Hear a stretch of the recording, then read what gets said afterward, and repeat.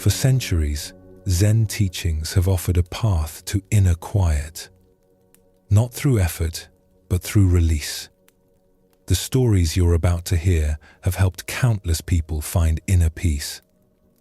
Before we begin, feel free to share what time it is and where you're listening from. Wherever you are right now, whatever brought you here tonight, you can let yourself settle. There's nothing to accomplish right now. No test to pass, no lesson to master. These stories will simply unfold, one after another, like waves on a shore. Tonight, we'll explore the wisdom of Zen Buddhism through ancient tales. Each story carries a teaching about finding stillness, about discovering the peace that's already present beneath our restless thoughts. These aren't lessons you need to memorize or understand completely. They are companions on your journey into sleep. So, relax now.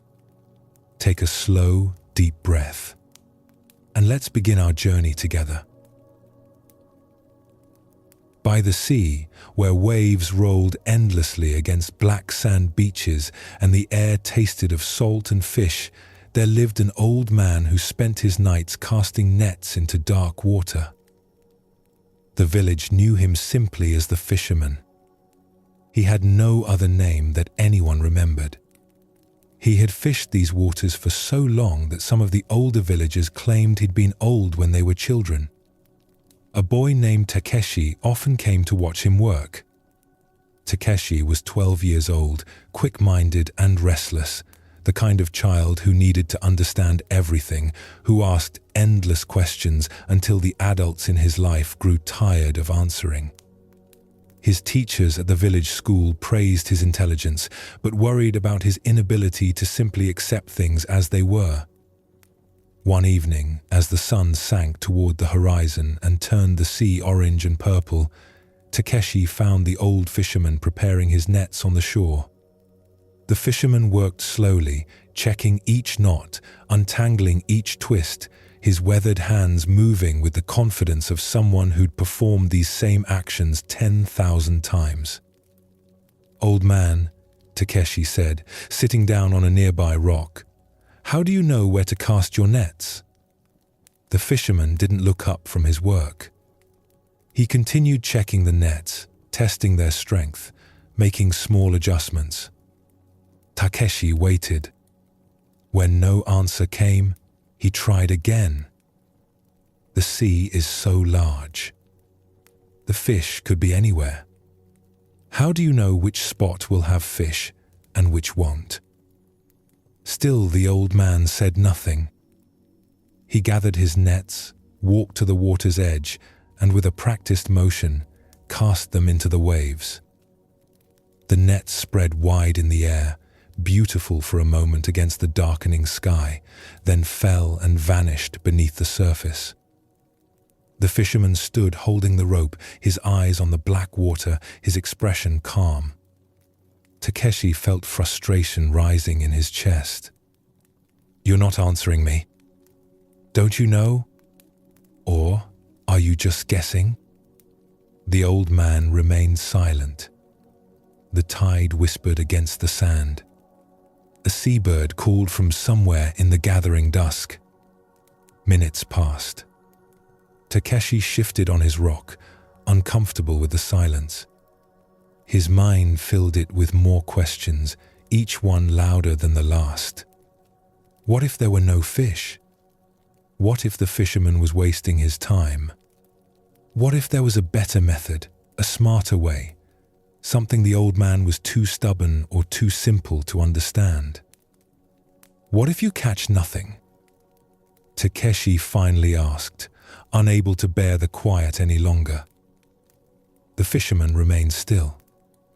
His hands rested on the rope. His eyes stayed on the water. He didn't seem bothered by the question or by Takeshi's presence. He just stood there, patient and present. More time passed. The sun touched the horizon, spreading red light across the water. Takeshi's restlessness grew. He wanted to leave, to find someone who would answer his questions, but something kept him there on the rock, watching. Finally, the fisherman began to pull in his nets. His movements were smooth and unhurried. Hand over hand, the rope came in, water dripping from the fibers, the nets emerging from the darkness. This time, they were full. Silver fish flickered in the fading light, dozens of them, caught in the mesh, their bodies flashing as they moved. The fisherman pulled the nets onto the shore and began removing the fish one by one, placing them in a wooden box. He still said nothing. Takeshi stood up and walked closer. "But how did you know? How did you know they would be there?" For the first time, the old man looked directly at him. His eyes were clear and calm, holding something that might have been amusement. "No," he said quietly. "I didn't know." Takeshi frowned. "But you cast your nets. You chose that spot." "I cast my nets," the fisherman agreed. He returned to his work, removing more fish, his hands gentle, even as the fish struggled. "So you were guessing?" "Was I?" The old man didn't sound defensive or irritated by the questions. He sounded genuinely curious, as if he was considering the question for the first time. Takeshi felt his frustration reaching a peak. "You must have been doing something. You must have some method, some reason for choosing that spot instead of another spot." The fisherman finished emptying his nets and began preparing them for another cast. "The fish move," he said simply. "The currents change. The water is deep and dark. I cast where I cast. Sometimes the nets are full. Sometimes they're empty. Either way, I pull them in and cast again." "That's not an answer," Takeshi said, his voice tight. "No," the old man agreed. "It's not." He walked to the water's edge again and cast his nets into the darkening sea. They spread and fell. He stood holding the rope, eyes on the water as the stars began to appear overhead. Takeshi wanted to leave. He wanted to go home to his warm house where his mother would have dinner ready, where everything was predictable and made sense. But instead, he sat back down on his rock. Something about the old man's presence, his complete lack of concern about not knowing, held Takeshi there. They waited together in the darkness. The only sounds were the waves and the occasional cry of night birds hunting along the shore. The fisherman stood as still as if he'd been carved from stone, holding his rope, watching water he couldn't see. When he pulled in the nets this time, they were empty. Just tangled seaweed and a few small crabs that he gently returned to the water. "See?" Takeshi said, unable to help himself. "You didn't catch anything that time. If you knew what you were doing, you would have caught fish." The fisherman prepared his nets again. "Would I?" "Of course. That's the whole point, isn't it? To catch fish? Is it?" The old man cast his nets again into the invisible water. Takeshi opened his mouth to argue, then stopped. He realized he didn't actually know what the point was. He'd assumed the point was to catch fish, to be efficient, to know, and to succeed. But the fisherman seemed unconcerned with success or failure. He cast his nets and pulled them in. That was all.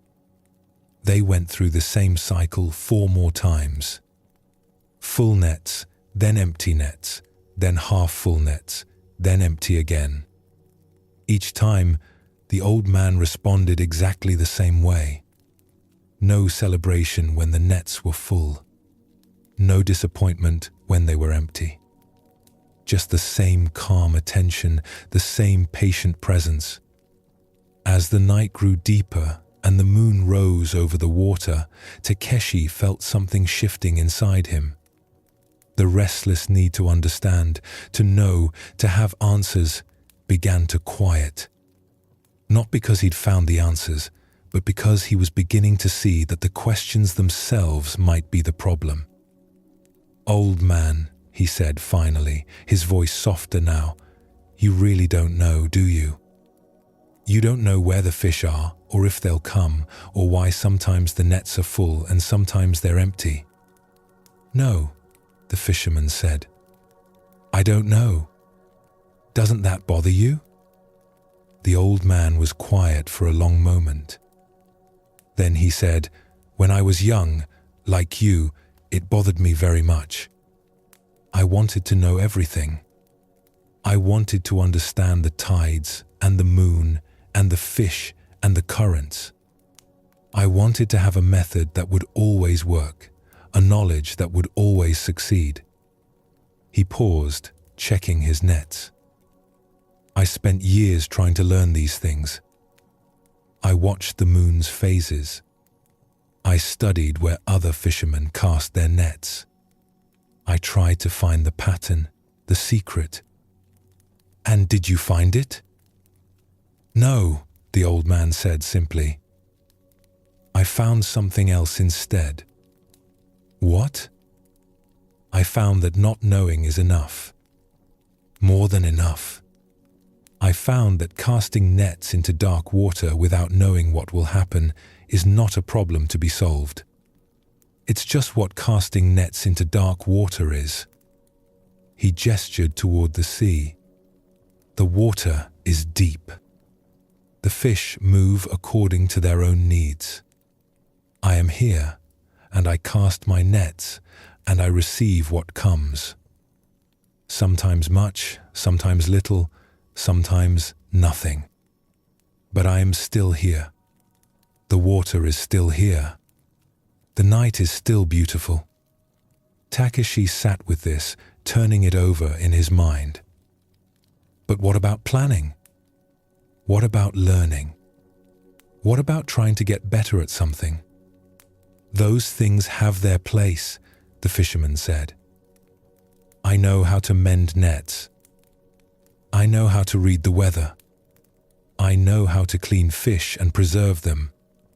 These are useful things." He cast his nets again. "But the fish themselves, whether they come or not, that is not something I can know or control. So I stopped trying.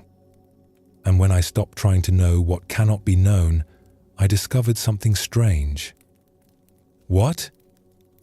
The not knowing stopped being a problem. It became just another part of the night, like the sound of the waves or the smell of salt. Something that is, rather than something that needs to be fixed.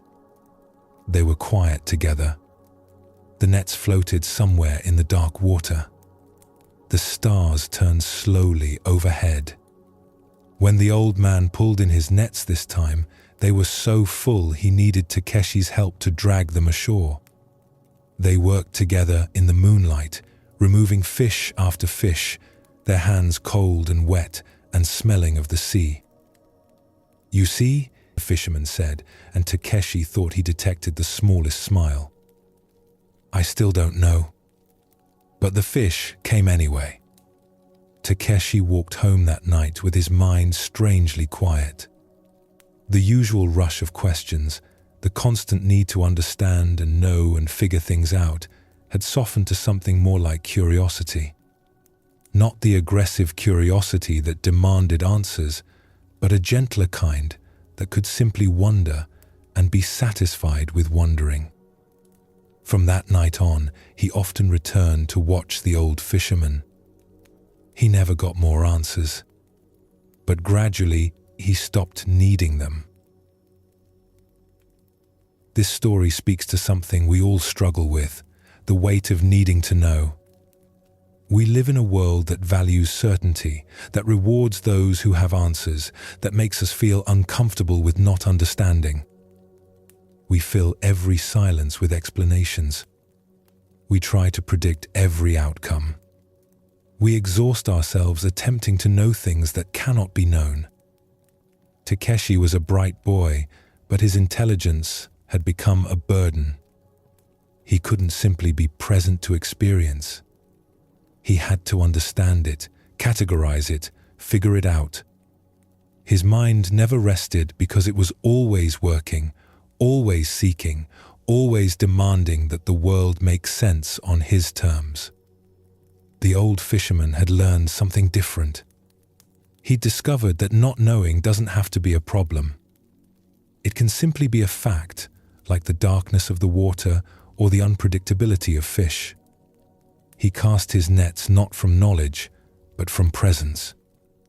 He stood there night after night, not because he'd figured out where the fish would be, but because standing there with his nets in the dark water was what he did.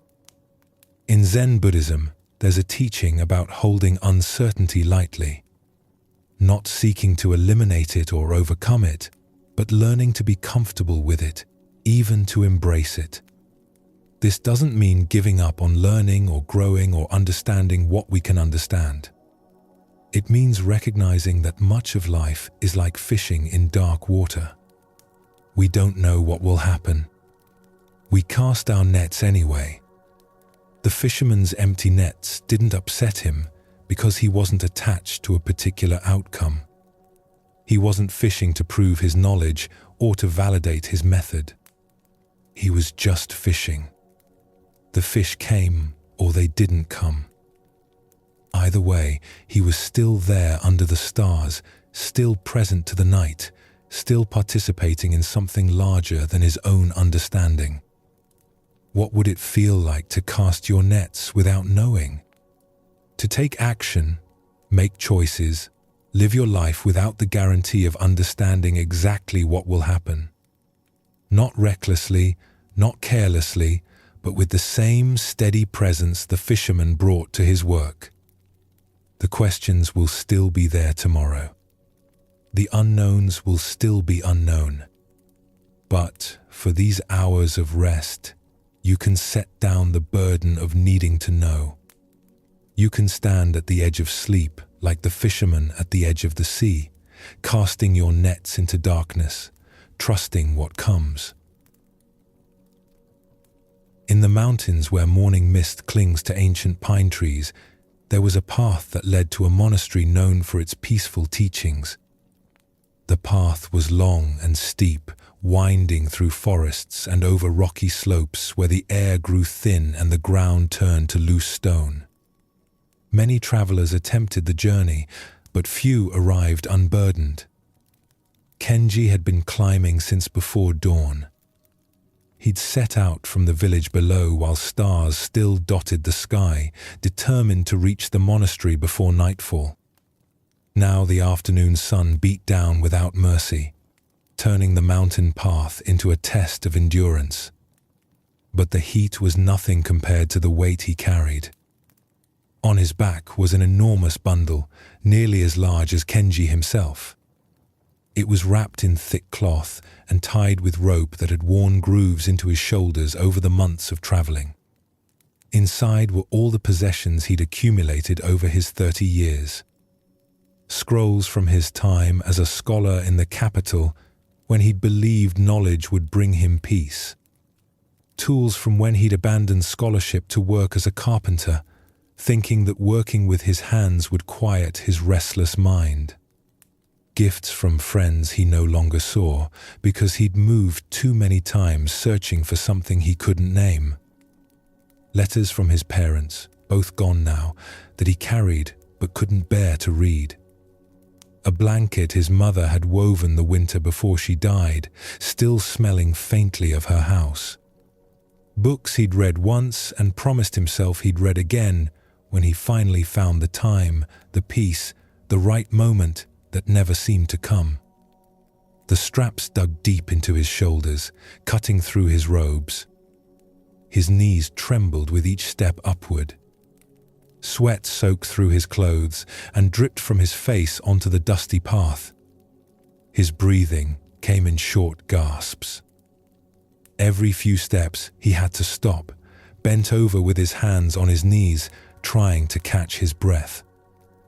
The monastery seemed impossibly far above him, its walls barely visible through the haze of afternoon heat. At a sharp bend in the path, beneath a twisted pine tree that grew sideways from the rocky cliff, an old woman sat resting on a flat stone. She was small and thin, her face deeply creased with lines that spoke of many years spent outdoors. Her hair was white and pulled back simply. She wore plain grey robes and had a single walking stick resting beside her. She carried nothing else. No bundle, no bag, not even a water flask. When she saw Kenji approach, struggling under his burden, she smiled with the kind of warmth that made him think of his mother. "Rest a moment, young man," she called out. "You look like you're about to collapse right here on the path." Kenji gratefully lowered his bundle to the ground. The relief was so immediate and so profound that he almost cried. He sat on a nearby rock, breathing hard, wiping sweat from his face with his sleeve. The old woman studied him with bright, curious eyes. There was something about her presence that felt peaceful, like sitting near a still pond. "Where are you headed?" she asked. "To the monastery," Kenji managed between breaths. "At the summit. I seek to study with the monks there, to learn meditation, to find peace." He said this last part with more desperation than he intended. The old woman's expression didn't change, but something in her eyes softened with understanding. She glanced at his enormous bundle. "And you need all of that to find peace?" Kenji looked at his belongings, suddenly feeling defensive. His mind immediately began justifying each item. "These are important things," he said. "Each item has meaning, has value. The scrolls contain wisdom from great teachers. The tools might be useful. The letters, the blanket, these are all I have left of my parents. I might need them." "Might," the old woman repeated softly, as if tasting the word. She said nothing more. She simply sat there with her walking stick, looking as light and unburdened as a leaf, as if she might float away on the next breeze. After a few minutes of comfortable silence, she stood up with surprising ease for her age and began walking down the mountain path, moving steadily without any apparent effort. Kenji watched her go, disappearing around a bend with her single walking stick tapping gently against the stones. He sat a moment longer, dreading the moment when he would have to lift his bundle again. His shoulders already ached at the thought. But the monastery was still far above, and the afternoon was passing. If he didn't keep moving, he'd be caught on the mountain path after dark. With a grunt of effort, he hoisted the bundle back onto his shoulders. The weight settled onto him like a punishment. His knees nearly buckled. He began climbing again, but the path seemed to have grown steeper. Each step was agony. His shoulders burned. His back felt like it might break. The breath wouldn't come properly into his lungs. The thin mountain air made him dizzy. After only 20 steps, he had to stop again, gasping, seeing spots at the edges of his vision. Looking at his bundle with something close to hatred, Kenji reached inside with trembling hands. His fingers found a clay pot he'd carried from his old kitchen in the capital. He'd always liked that pot. It was well made, with a good weight to it. But when was the last time he'd actually used it? 6 months? A year? He couldn't even remember. He set the pot down by the side of the path, nestled against a rock so it wouldn't roll away. Someone else might find it useful. The bundle felt slightly lighter. He continued upward, but after another 50 steps, the weight became unbearable again. He stopped, breath ragged, and removed a set of carpentry tools. Beautiful tools, expensive, sharp, and well-maintained. He'd spent good money on them, but he hadn't worked with wood in over a year. He'd told himself he would return to carpentry someday, but that day never came. He placed them carefully beneath a tree, wrapped in their cloth. Further up the path, he removed a thick winter coat. Then a stack of letters he'd been carrying for months. Letters from people he'd met in his travels, people he'd promised to write back to but never had. Then books whose words he'd long since memorized, books he'd once thought he couldn't live without. Then a beautiful teapot someone had given him as a gift, still wrapped in silk. With each item he set down, he felt a complicated mix of relief and loss. Part of him wanted to gather everything back up, to not abandon things that had once meant something. But another part of him, a quieter part, felt lighter with each release.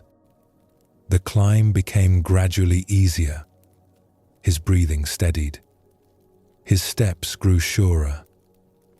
The path that had seemed impossible began to feel merely difficult, then challenging, then almost manageable. By the time he reached the halfway point, marked by a small stone shrine, he'd released nearly everything. His bundle now contained only a change of clothes, a water flask, a thin blanket, and his mother's woven blanket, which he still couldn't bring himself to leave behind. The difference was astonishing. He could stand up straight. He could breathe fully. The wind felt crisp against his face instead of oppressive. The sky seemed wider, bluer. He could actually notice the beauty around him, the way the late afternoon light turned the rocks golden, the sound of birds calling from the forest below, the smell of pine resin warming in the Sunday. As he approached the monastery gates near sunset, he saw something that made him stop in wonder. The old woman from the bend in the path was already there, sitting on a stone bench near the entrance, her walking stick resting beside her. She was watching the sun descend toward the horizon, her expression peaceful. "How did you?" Kenji began, then stopped himself. Of course she'd arrived first. She'd been carrying nothing but a walking stick, moving with the ease of someone who knew the secret he was only now learning. The woman looked at him and smiled. "Did you find what you were carrying?" Kenji wanted to say yes, to explain, but he realized he didn't fully understand the question. He set down his small remaining bundle and looked back down the mountain path. In the distance, he could see several of the places where he'd stopped, where he'd chosen to release something. Each spot marked a moment of decision, a choice to let go. "I thought I needed all of it," he said quietly. Every item had a reason, a story, a purpose. And now, Kenji considered this. Now I wonder if I was carrying things because I needed them or because I was afraid of who I'd be without them. The old woman nodded. "That is a good beginning." She stood up, preparing to continue on her own journey down the mountain. But before she left, she turned back to him. "The monastery will teach you many things," she said. "But you have already learned the first lesson, the one that makes all other lessons possible." "What lesson is that?" "That you can put things down," she said simply. "That you can choose, in each moment, what you carry and what you release." This is the foundation of all peace."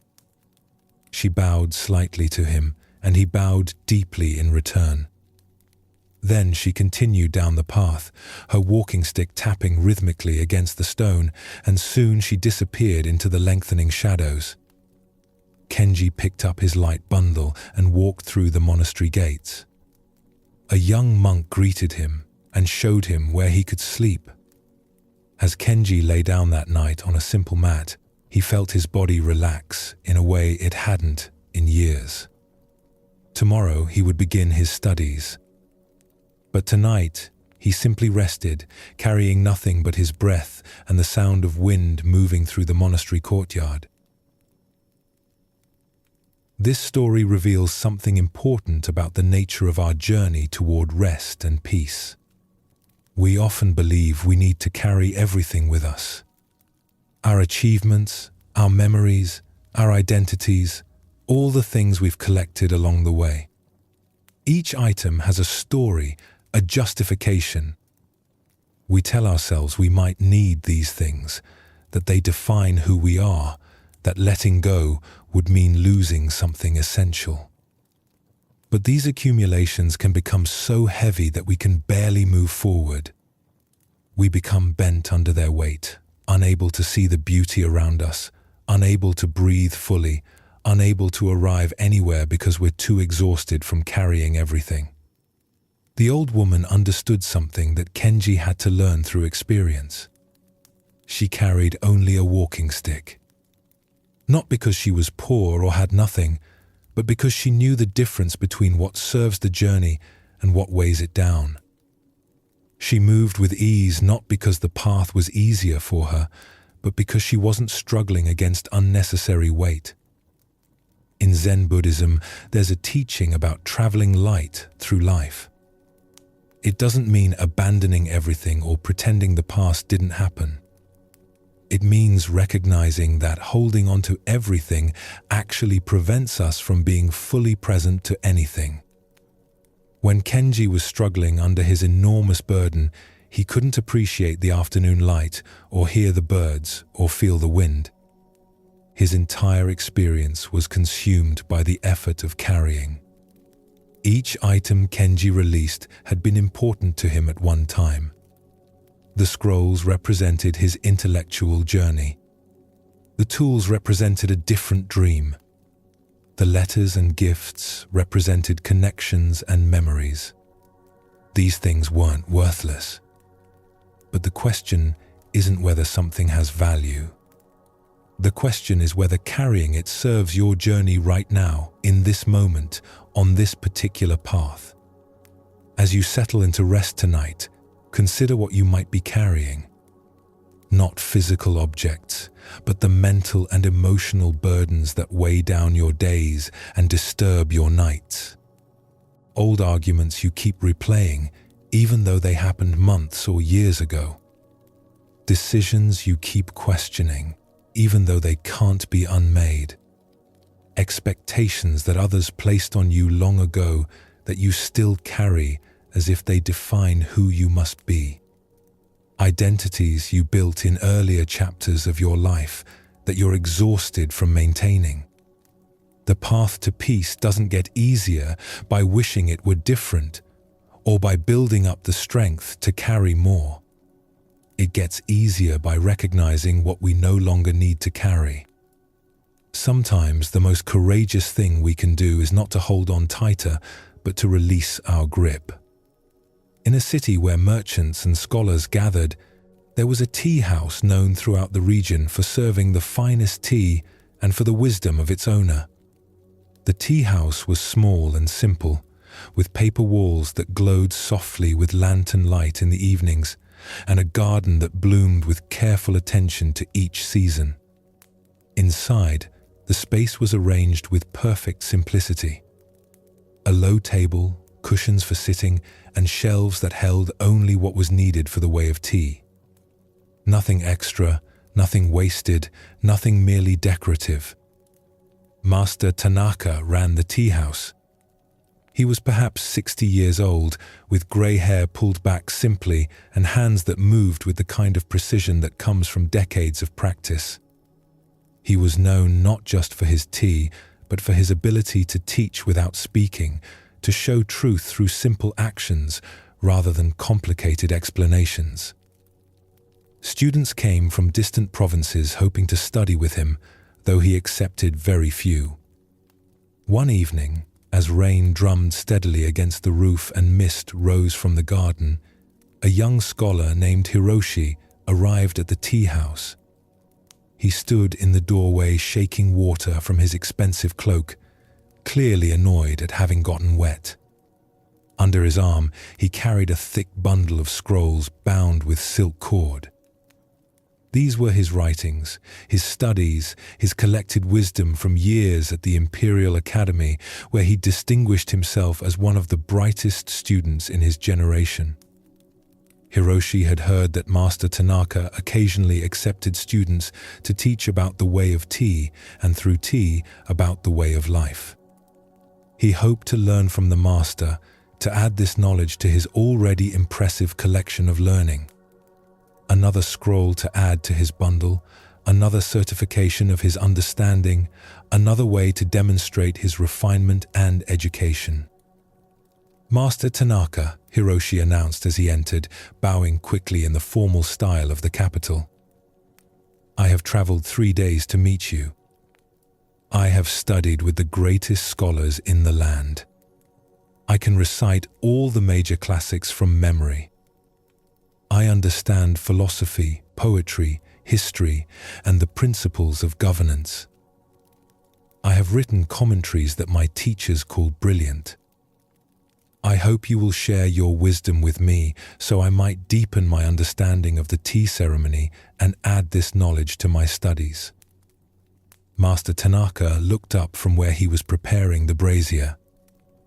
He studied Hiroshi for a long moment, taking in the expensive robes, the proud bearing, the way the young man held his scrolls like treasures.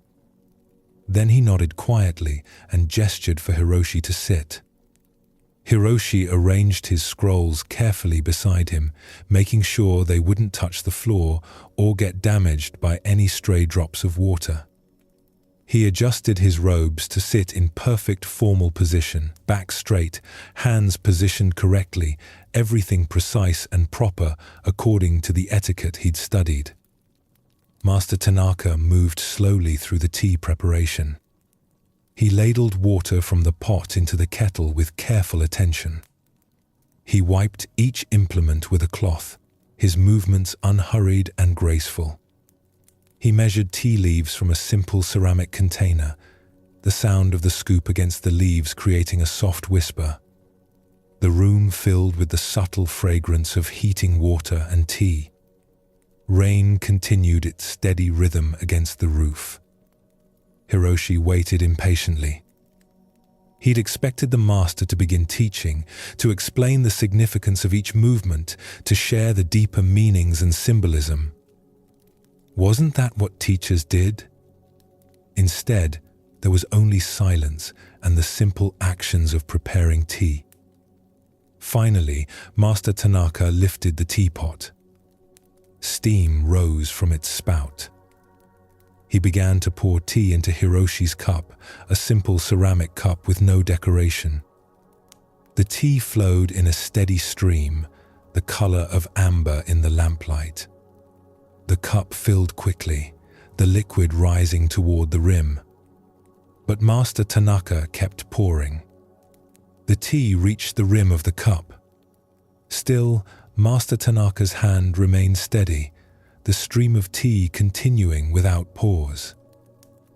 The tea began to overflow, spilling over the edge of the cup, spreading across the wooden table in a dark pool that moved toward Hiroshi's carefully arranged scrolls. "Master, stop," Hiroshi said, breaking his formal posture to jump up and snatch his precious scrolls away from the spreading tea. "The cup is full. It can hold no more. You're spilling it everywhere." Master Tanaka finally set down the teapot. The only sounds were the rain on the roof and the drip of tea falling from the edge of the table onto the floor. He looked at Hiroshi with calm, patient eyes. "Like this cup, the master said softly, his voice barely above a whisper. You are full of your own ideas, your own knowledge, your own certainties. How can I show you anything new when there is no room to receive it? Hiroshi stood frozen, his scrolls clutched against his chest. Tea dripped slowly from the table onto the floor, each drop marking a moment of silence. His mind raced with responses, with arguments, with ways to demonstrate that he wasn't too full, that he did have room to learn. But every response he formulated only proved the master's point. But master, he finally said, his voice smaller now, less assured, I have worked so hard to learn all of this. Years of study, countless hours. Surely my knowledge has value? Surely it means something?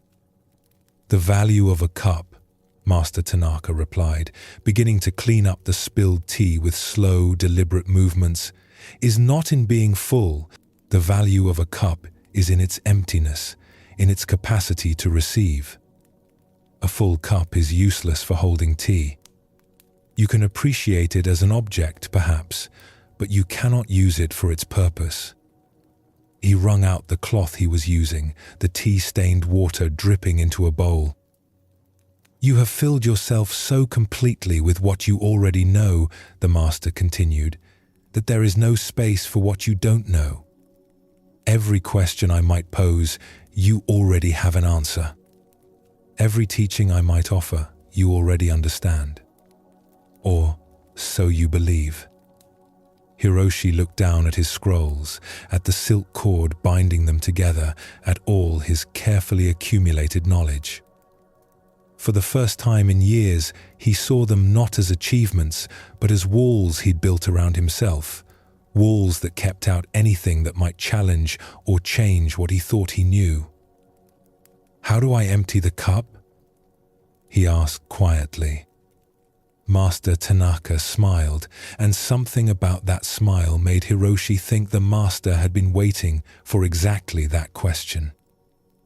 You begin, the master said, by recognizing it is full.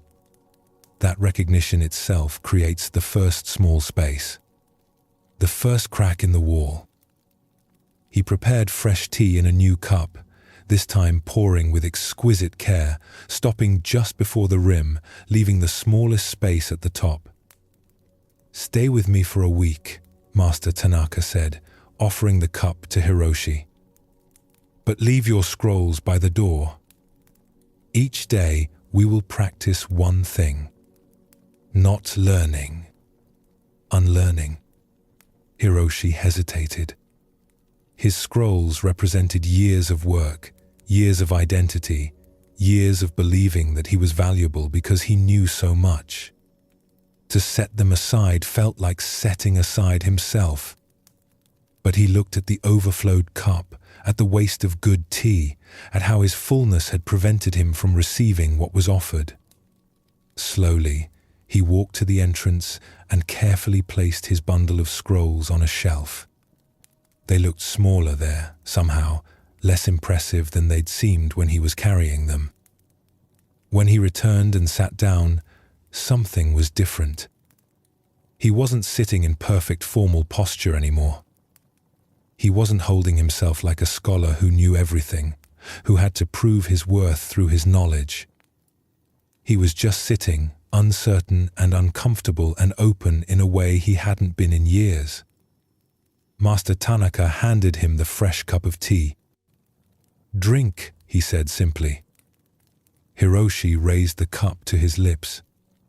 The tea was perfectly warm, the temperature that allows you to taste every subtle note. It was bitter and sweet and complex, with layers that revealed themselves slowly.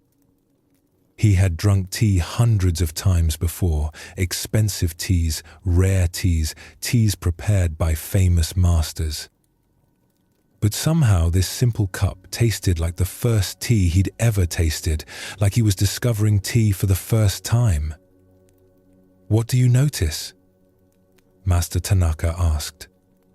Hiroshi wanted to give an impressive answer.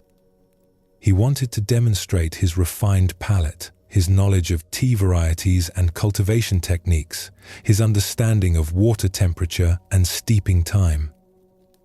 All the knowledge he'd accumulated about tea tried to rush forward, tried to fill the space with familiar certainties. But something stopped him. He realized that if he filled this moment with everything he already knew, he would miss what was actually here.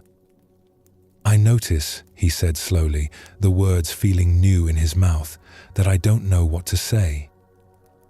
Master Tanaka nodded. "Good. That is where we begin." For 7 days, Hiroshi stayed at the tea house. Each morning, Master Tanaka would prepare tea, and Hiroshi would practice emptying his cup, both literally and metaphorically. On the first day, this was agonizing. His mind kept wanting to fill every silence with knowledge, every moment with commentary, every experience with explanation. On the second day, he began to notice the spaces between thoughts, the brief moments when his mind wasn't rushing to categorize and explain everything. On the third day, he realized how exhausting it had been to always know, to always have an answer, to always be demonstrating his understanding. By the 5th day, he could sit with Master Tanaka in complete silence for an hour, just drinking tea, just being present, and it felt more full than any conversation he'd ever had. On the final morning, as Hiroshi prepared to leave, he walked to the shelf by the door where his scrolls waited. He stood looking at them for a long time.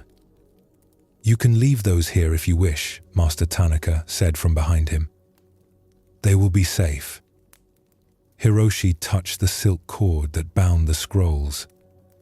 "I think," he said carefully, "I will take them. But I will carry them differently now." He picked up the bundle, and it felt lighter than before, even though nothing about it had changed.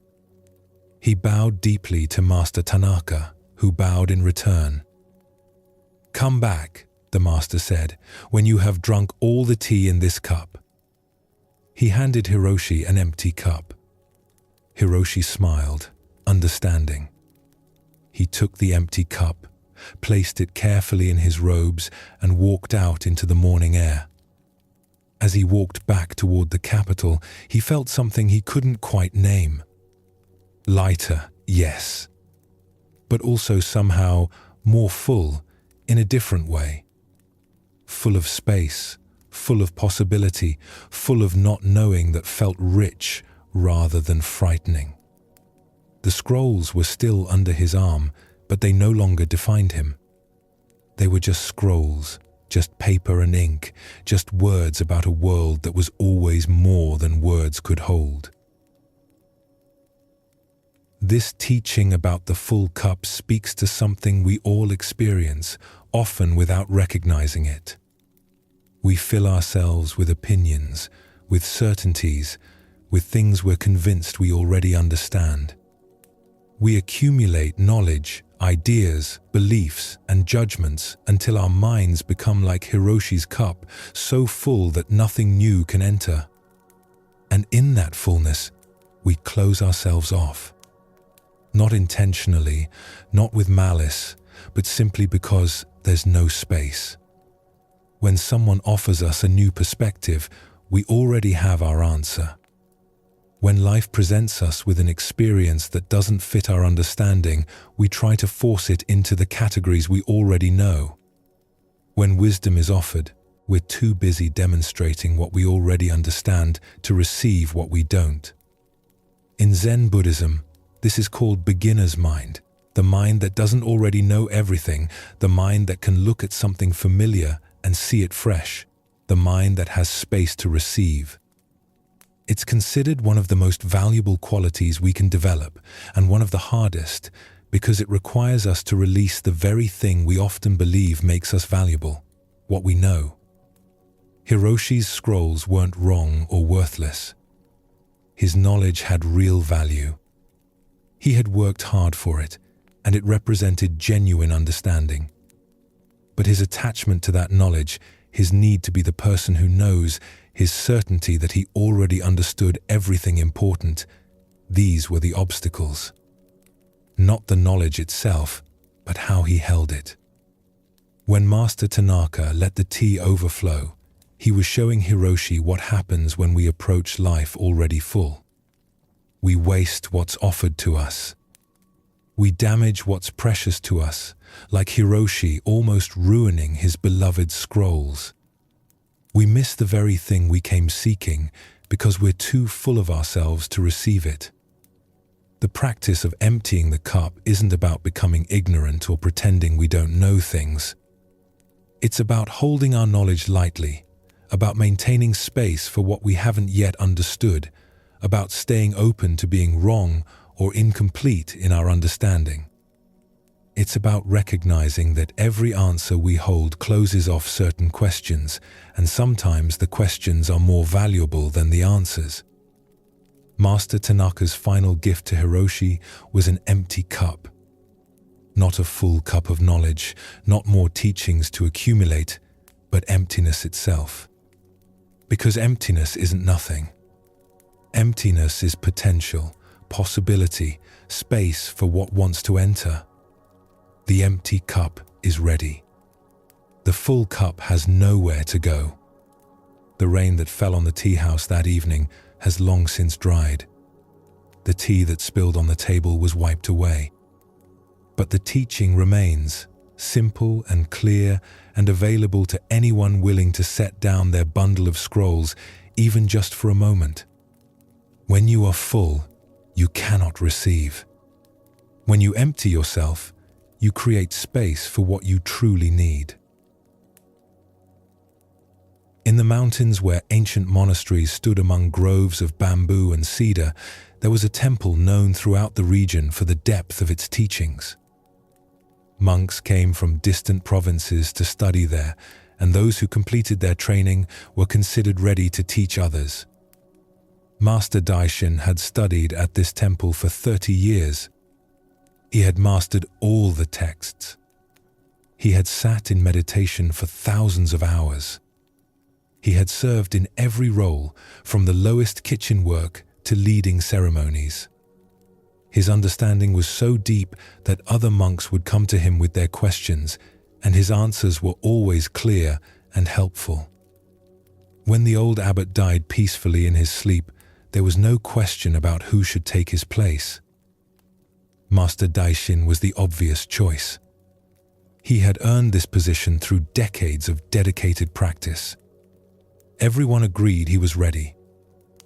The morning of his formal installation as the new abbot, Master Daishin woke before dawn as always. He performed his morning rituals, washed his face in cold water, and put on the ceremonial robes that marked his new position. The robes were heavy silk, ancient and carefully preserved, worn by every abbot who had served before him. As he walked through the monastery grounds toward the main hall where the ceremony would take place, something strange happened. He stopped in the courtyard, looking around as if he'd never seen it before. The other monks were already gathering, arranging themselves in careful rows, preparing for the ceremony. His assistant, a young monk named Kenso, approached him with a worried expression. "Master Daishin, everything is ready. The monks are assembled. We should begin." Daishin nodded slowly, but he didn't move toward the hall. Instead, he turned in a slow circle, his eyes moving over the courtyard, the buildings, the trees, as if he was trying to memorize everything, or perhaps trying to remember something he'd forgotten. "Master?" Kenso said again, more urgently. "Is something wrong?" "I'm not sure," Daishin said quietly. "Something feels different." "Of course it feels different. Today you become abbot. It's a momentous occasion." But that wasn't what Daishin meant. He walked toward the meditation hall, But instead of entering through the main door as an abbot should, he stopped and placed his hand on the wooden frame, feeling its texture under his palm. He'd walked through this door thousands of times. Why did it suddenly seem unfamiliar? Inside the hall, he was supposed to take his seat at the front, in the position of the abbot. But when he entered and saw the raised platform, the formal cushion, the arrangement that he'd seen every day for 30 years, he hesitated. "Where is that?" he asked Kenso. "What do you mean, Master?" "That's the abbot's seat. Your seat now." "Is it?" Daishin sounded genuinely puzzled. The other monks were beginning to whisper among themselves. This was not how the ceremony was supposed to proceed. Master Daishin was supposed to be confident, authoritative, ready to step into his new role. Instead, he seemed confused, disoriented, almost childlike in his uncertainty. The head administrative monk, Genzo, approached with concern. "Master Daishin, are you unwell? Should we postpone the ceremony?" Daishin looked at Genzo, and there was something in his eyes that made Genzo stop. Not confusion exactly. Something else. A kind of clarity that was unsettling in its intensity. "I'm sorry," Daishin said. "I seem to have forgotten where I am." "You're at the temple," Genzo said carefully. "The temple where you've lived for 30 years. The temple where you're about to become abbot." 30 years, Daishin repeated. "Have I been here that long?" Now the whispers grew louder. Some monks exchanged worried glances. Had Master Daishin's mind broken under the pressure of his new responsibility? Had something happened to him during the night? But Daishin wasn't distressed. He was simply looking at everything with fresh attention, as if he'd never seen any of it before.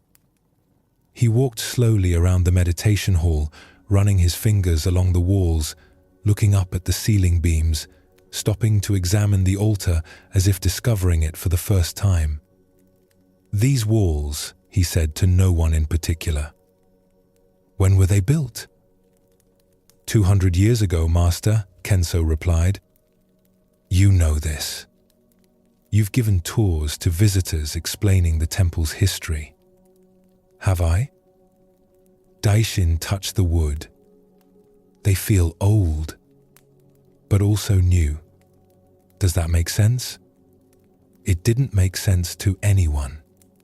The ceremony was supposed to have started already. Important monks from other temples had traveled days to attend. But Master Daishin seemed to have forgotten not just the ceremony, but everything about who he was supposed to be. Finally, the eldest monk present, a visiting teacher named Hakuin, who had known Daishin for 20 years, stepped forward. "Daishin," he said, using the familiar name rather than the title. "What's happening with you?" Daishin turned to him, and there was something luminous in his expression. "I woke up this morning," he said, "and everything was new. The water on my face felt like water I'd never felt before. These robes feel like I've never worn them. This temple, these buildings, even my own hands when I look at them, everything feels like I'm seeing it for the first time." "But you're not seeing it for the first time," Hakuin said gently. "You've been here for decades." "Have I?" Daishin asked. "I don't remember yesterday. I know intellectually that there was a yesterday, that I have a history, that I've studied and practiced here for many years. But it feels very far away, like something I learned about rather than something I lived." He sat down on the floor, not on the abbot's cushion, but just on the wooden floor of the hall like a visitor might sit. "I don't remember who I'm supposed to be," he said. "I only know who I am right now, in this moment." And right now, I'm someone who doesn't know this place." The monks stood in uncertain silence. This was unprecedented. No one knew what to do. Hakuin sat down beside Daishin on the floor. "Tell me what you see when you look around this hall." Daishin gazed slowly around the space. "I see wood and light. I see people in robes standing very still, watching us. I see dust floating in the morning sun through those windows. I see shadows in the corners. I see my own breath making a small cloud in the cold air. And when you look at yourself, when you consider who you are—" "I don't know," Daishin said simply. "I feel aware. I feel present. I feel interested in everything around me. But I don't feel like anyone in particular. No history, no identity, no story about who I've been or who I should be. Just this moment, just this awareness, just this strange feeling that everything is completely new." Hakuin was quiet for a long time. Then he began to laugh. It was a deep, genuine laugh that filled the hall. The other monks looked at him in shock. What could possibly be funny about their abbot losing his mind on the morning of his installation? But Hakuin stood up and bowed deeply to Daishin. "Forgive me," he said. "I didn't realize we were in the presence of such profound realization." "What do you mean?" Kenso asked. "He hasn't lost his mind," Hakuin said. "He's found it. Or perhaps more accurately, he's lost everything that was covering it.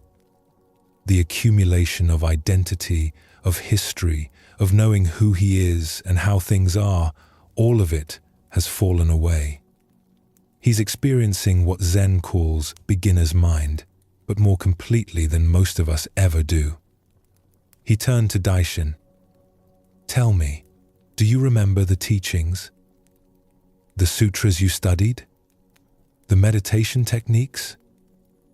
Daishin thought about this. "I remember that things were studied. I remember that there were words and ideas. But they seem empty now. Just sounds that were made. The meaning I thought they had, I can't quite recall why they seemed important." "Perfect," Hakuin said. He turned to address all the assembled monks. "We are witnessing something rare. Master Daishin has become completely present. The past exists for him only as an abstract concept, not as a weight he carries. He has no investment in who he used to be or who he thinks he should become. He is simply here, now, seeing everything fresh." One of the younger monks spoke up nervously. "But Master, how can he be abbot if he doesn't remember anything? How can he teach us if he's forgotten all the teachings?" "Watch," Hakuin said. He turned back to Daishin. "Tell me, what is Zen?" Daishin looked at him with those clear, present eyes. "I don't know." "What is this word Zen?" "It's what you've been studying for 30 years. "Have I?" Daishin smiled. "That seems like a long time to study a word I don't understand. What about Buddha nature? What about enlightenment? What about the path of awakening?" To each question, Daishin just shook his head with genuine puzzlement. "These are words. They sound important, but I don't know what they mean." Hakuin bowed again. "This is your teacher," he said to the assembled monks. "Someone who knows nothing, who carries no authority, who has no investment in being right or wise or accomplished. Someone who can only be present to what is, right here, right now." Some of the monks understood. Others remained confused. but Hakuin insisted the ceremony proceed. When Daishin finally sat on the abbot's cushion, he did so with the awkward uncertainty of someone who had never sat there before. Because in a sense, he hadn't. The person who sat there was not the Master Daishin who had earned this position through decades of practice. It was just awareness itself, temporarily called Daishin, experiencing this moment of sitting on this particular cushion for the first time. Over the following weeks, something remarkable happened. Daishin's state did not fade or return to normal. He continued to experience each day as if it were his first. He had to relearn where everything was in the monastery. He had to be reminded of people's names. He couldn't recall the schedule or the procedures or the formal protocols. But when monks came to him with questions, his responses were unlike anything they'd heard before. Freed from all the accumulated teachings and standard answers, he could only respond from direct presence. If someone asked about suffering, he might just say, "What's suffering?" Not as a clever Zen trick, but as a genuine question. If someone asked how to find peace, he might look confused and say, "Is it lost?" His not knowing was so complete, so genuine, that it cut through all the complexity and brought everyone back to the simple, immediate reality of just this moment. Just this breath. Just this awareness that needs no history, no identity, no story to be what it is. Some monks found this frustrating. They wanted the wise, knowledgeable teacher they'd expected. But others discovered something profound in Daishin's innocence. They began to see how much of their own understanding was just memory, just accumulated concepts, just ideas they'd accepted without truly seeing for themselves. Years later, monks would travel from distant temples to study with the abbot who had forgotten everything. And when visitors asked how long he'd been practicing Zen, he would always answer the same way. "I'm not sure what Zen is, but whatever this is, it's my first day." This teaching about beginner's mind, about experiencing everything fresh, reveals something profound about how we normally move through our lives. We carry the weight of our accumulated experiences, our learned patterns, our assumptions about how things are. We see through the filter of memory rather than meeting each moment directly. Master Daishin had spent 30 years learning, practicing, accumulating understanding. All of that had value. But notice what happened when it fell away. He didn't become ignorant or incapable. He became present in a way that was more direct, more immediate, more real than any of his accumulated knowledge had allowed. When we know a place, we stop seeing it. When we know a person, we stop discovering them. When we know ourselves, we stop being surprised by who we might be. The knowing becomes a barrier to actual experience. When you believe you already know how your day will go, you stop paying attention to what's actually happening. When you believe you already know a person, you stop noticing how they're changing. When you believe you already understand yourself, you stop discovering new aspects of who you are. The practice of beginner's mind doesn't require forgetting everything like Daishin did. It just requires recognizing that knowing can be a trap. Every time you think, "I know this," you've closed a door to fresh discovery. Every time you think, "I know myself," you've limited who you might become.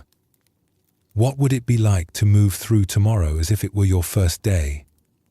Not pretending you don't know practical things, not becoming confused about basic facts, but meeting your experience with the kind of fresh attention you'd bring to something completely new. Looking at familiar faces as if you'd never seen them before.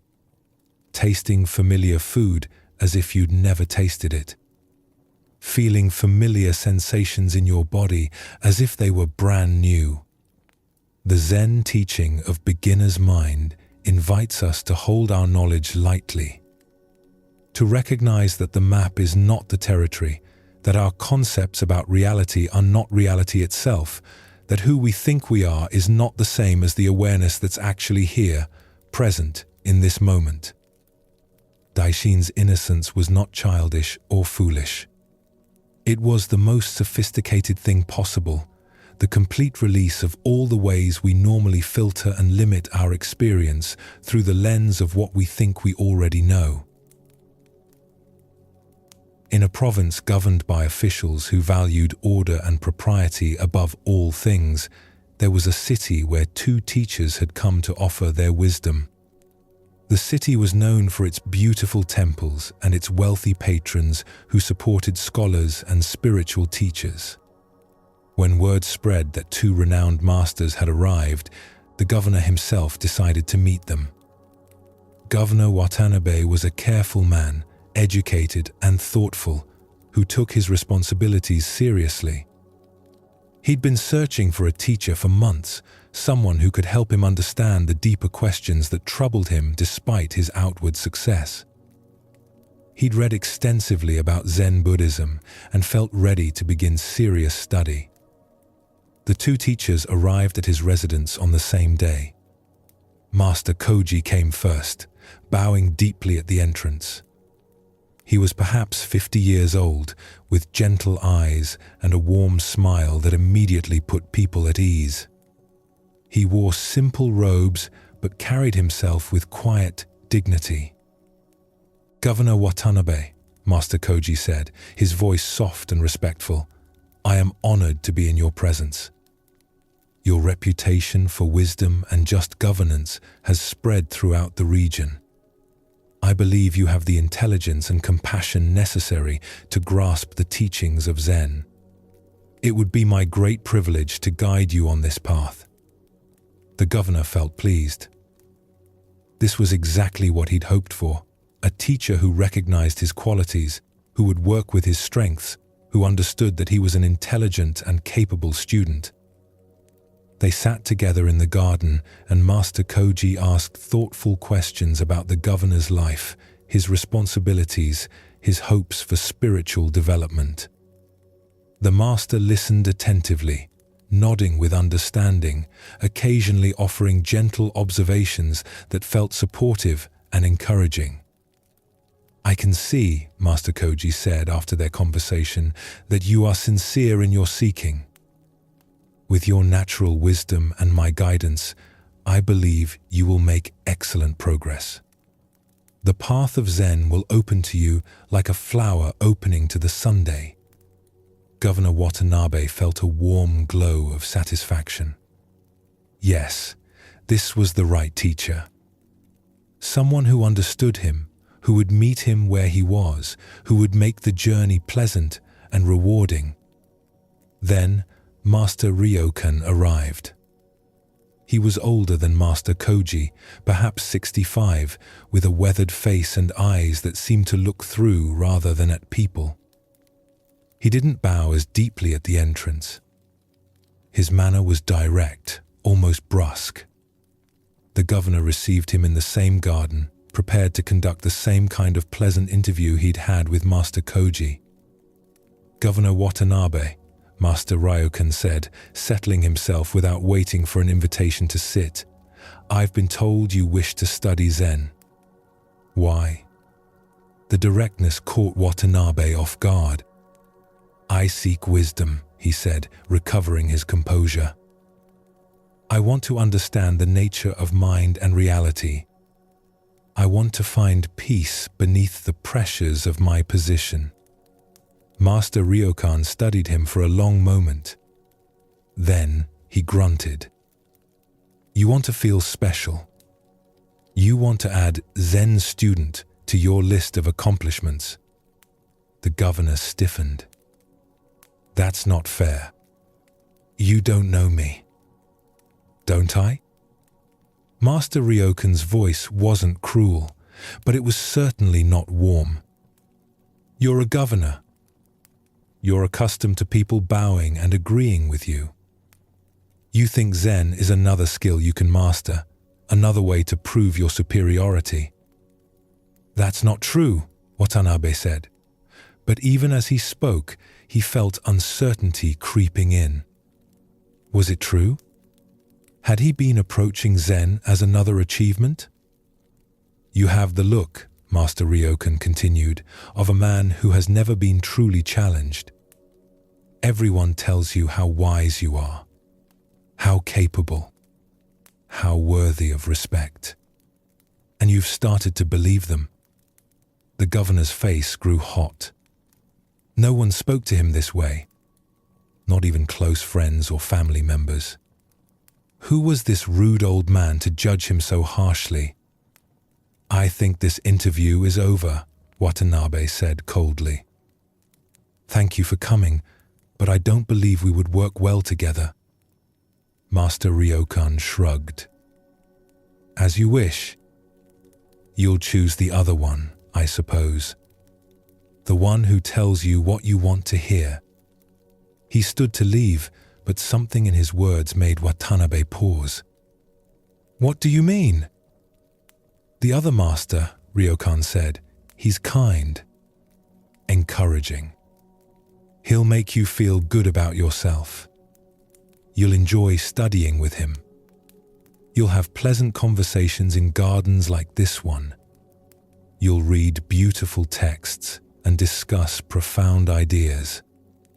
And in 10 years, you'll be exactly where you are now, just with more knowledge about Zen instead of actual understanding. And you? What would you offer that's so different? Nothing you would enjoy, Master Ryokan said bluntly. I would tell you when you're fooling yourself. I would point out every time you're performing spirituality instead of actually practicing it. I would make you uncomfortable constantly because comfort is your prison. The governor stood up, anger flashing hot in his chest. You're arrogant. Insulting.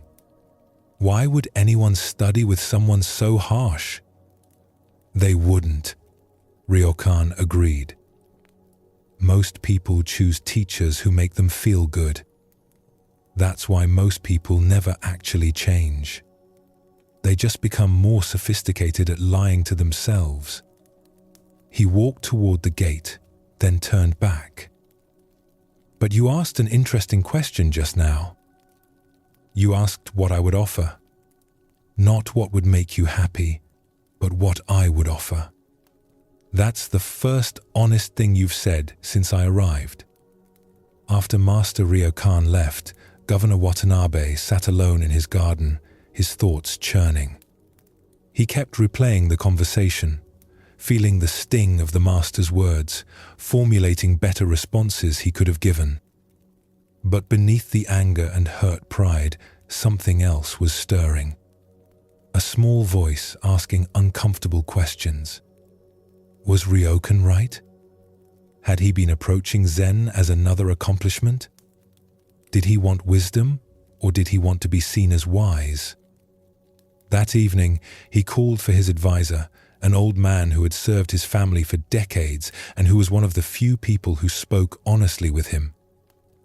Master Koji was kind and respectful, Watanabe said. Master Ryokan was rude and insulting. Obviously, I should study with Master Koji. Shouldn't I? The advisor was quiet for a moment. Then he said, May I speak freely, my lord? Always. You have been surrounded by people who defer to you your entire life. Your father was governor before you. You've never wanted for anything. You're intelligent and capable, but you've rarely been challenged or contradicted. When you make mistakes, people usually don't tell you. The governor felt defensive, but nodded for him to continue. The question is not which teacher is nicer, the advisor said. The question is which teacher will tell you what you need to hear rather than what you want to hear. Which one will help you see your blind spots instead of just confirming what you already believe about yourself? Watanabe sat with this for a long time. As night fell and lanterns were lit in the garden, he found himself thinking about the expression in Master Ryokan's eyes. It hadn't been cruel. It had been clear, like someone looking at him without any of the filters of status or politeness, just seeing what was actually there. The next morning, he sent a message to Master Ryokan. Not an invitation to teach, just a question. If I studied with you, what would be the first lesson? The reply came back within an hour. Stop asking questions that you already know the answer to. Governor Watanabe laughed despite himself. It was true. He'd known all along which teacher he should choose.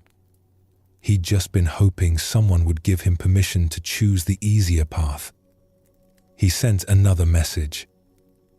I would like to study with you, but I need to know, why are you so harsh?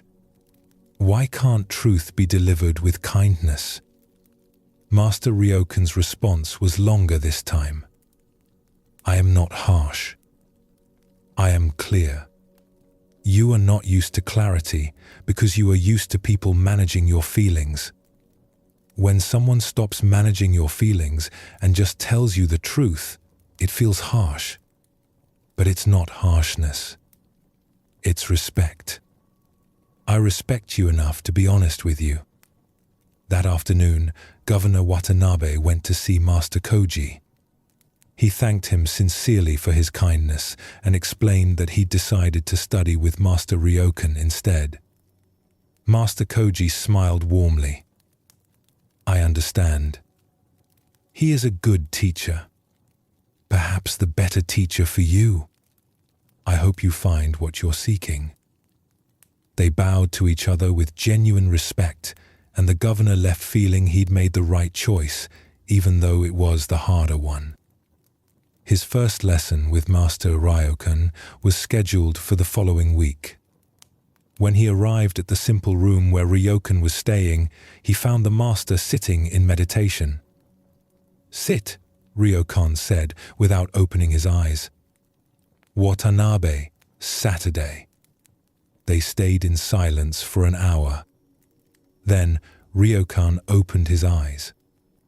Tell me why you're here. To learn Zen, Watanabe said. Wrong. Try again. To find peace? Wrong. Try again. To understand myself? Closer. But still avoiding the truth. Watanabe sat in frustrated silence. Finally, he said, I don't know why I'm here. Now, Master Ryokan said, we can begin. They studied together for the next 5 years. It was not easy. Master Ryokan rarely praised him. Often, the master would point out when Watanabe was performing rather than practicing, when he was seeking approval rather than understanding, when he was attached to appearing wise rather than actually seeing clearly. But slowly, something shifted. The governor began to see his own patterns, his own defenses, his own ways of protecting himself from uncomfortable truths. He began to understand the difference between knowledge about Zen and actual insight. He began to change in ways that surprised him. Years later, when someone asked him about his choice of teacher, he said, I learned that you cannot find truth if you only listen to people who tell you what you want to hear. The kindest thing anyone can do is tell you the truth, even when it's uncomfortable. Master Ryokan gave me that gift. He cared enough about my actual growth to risk my dislike. That's real kindness, even though it doesn't always feel kind in the moment. This teaching about choosing the teacher who challenges us rather than the teacher who comforts us, speaks to something crucial in any real change or growth. We all naturally prefer people who make us feel good about ourselves, who validate our existing beliefs, who confirm that we're already on the right path. It's deeply human to want this. But comfort and growth often pull in opposite directions. The teacher who always agrees with us, who always sees our best qualities, who never challenges our assumptions or points out our blind spots, this teacher may make us feel good, but they won't help us see what we cannot see on our own. Notice that Master Ryokan wasn't harsh for the sake of being harsh. His directness came from respect, from treating Watanabe as someone capable of handling truth rather than someone who needed to be protected from it. In a strange way, his bluntness was more respectful than Master Koji's kindness, because it assumed Watanabe was strong enough to face himself honestly. In Zen Buddhism, this is sometimes called fierce compassion. It's the willingness to risk someone's comfort, even their temporary dislike, in service of their deeper well-being. It's easy to be nice. It's much harder to be truthful when truth is uncomfortable. The path to peace isn't always comfortable. Sometimes we have to face uncomfortable truths about ourselves, our patterns, our blind spots. We have to be willing to be wrong, to be challenged, to have our self-image disrupted. Master Ryokan gave Governor Watanabe something more valuable than pleasant conversations about Zen. He gave him the gift of seeing himself clearly, without the filters of politeness and deference that usually protected the governor from honest feedback. That clear seeing, painful as it was, created the possibility for actual change. In a desert where the wind never stopped moving the sand, where dunes shifted shape from morning to evening and landmarks disappeared overnight, there lived a people who had learned to travel without maps. They were nomads, following ancient routes that weren't marked on any surface but were carried in memory and passed down through generations. A merchant named Ichiro had traveled from the coast to trade with these desert people. He was a practical man, used to roads and clear directions, maps and signposts.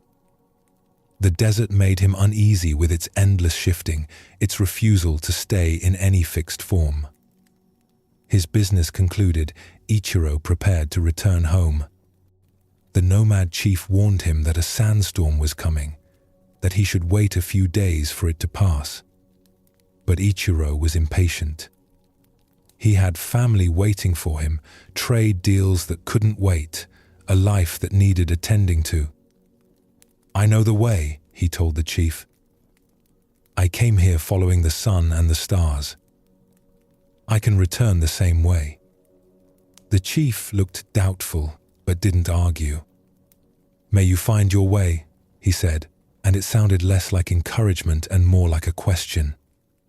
Ichiro set out at dawn with his camel and his supplies. The first day of travel went well. He followed the sun, kept his bearings straight, made good progress. The second day was equally clear. He congratulated himself on his decision not to wait. The storm the chief had worried about seemed to be nothing more than an old man's excessive caution. On the third day, just after noon, the sky began to change. The blue faded to yellow, then to orange. The wind picked up, gentle at first, then increasingly aggressive. Within an hour, Ichiro found himself in the sandstorm the chief had warned about. It was unlike anything he'd experienced. The wind howled from every direction at once. Sand filled the air so thickly he couldn't see his camel's head in front of him. He pulled his cloth over his face and urged his camel to kneel. There was nothing to do but wait. The storm lasted 2 days. When it finally passed and the sky cleared to blue again, Ichiro looked around at a landscape that had completely changed. The dunes were in different positions. The rocks that had marked his path were buried. The tracks of his own passage had vanished. Even the texture of the sand looked different, smoothed by wind into new patterns.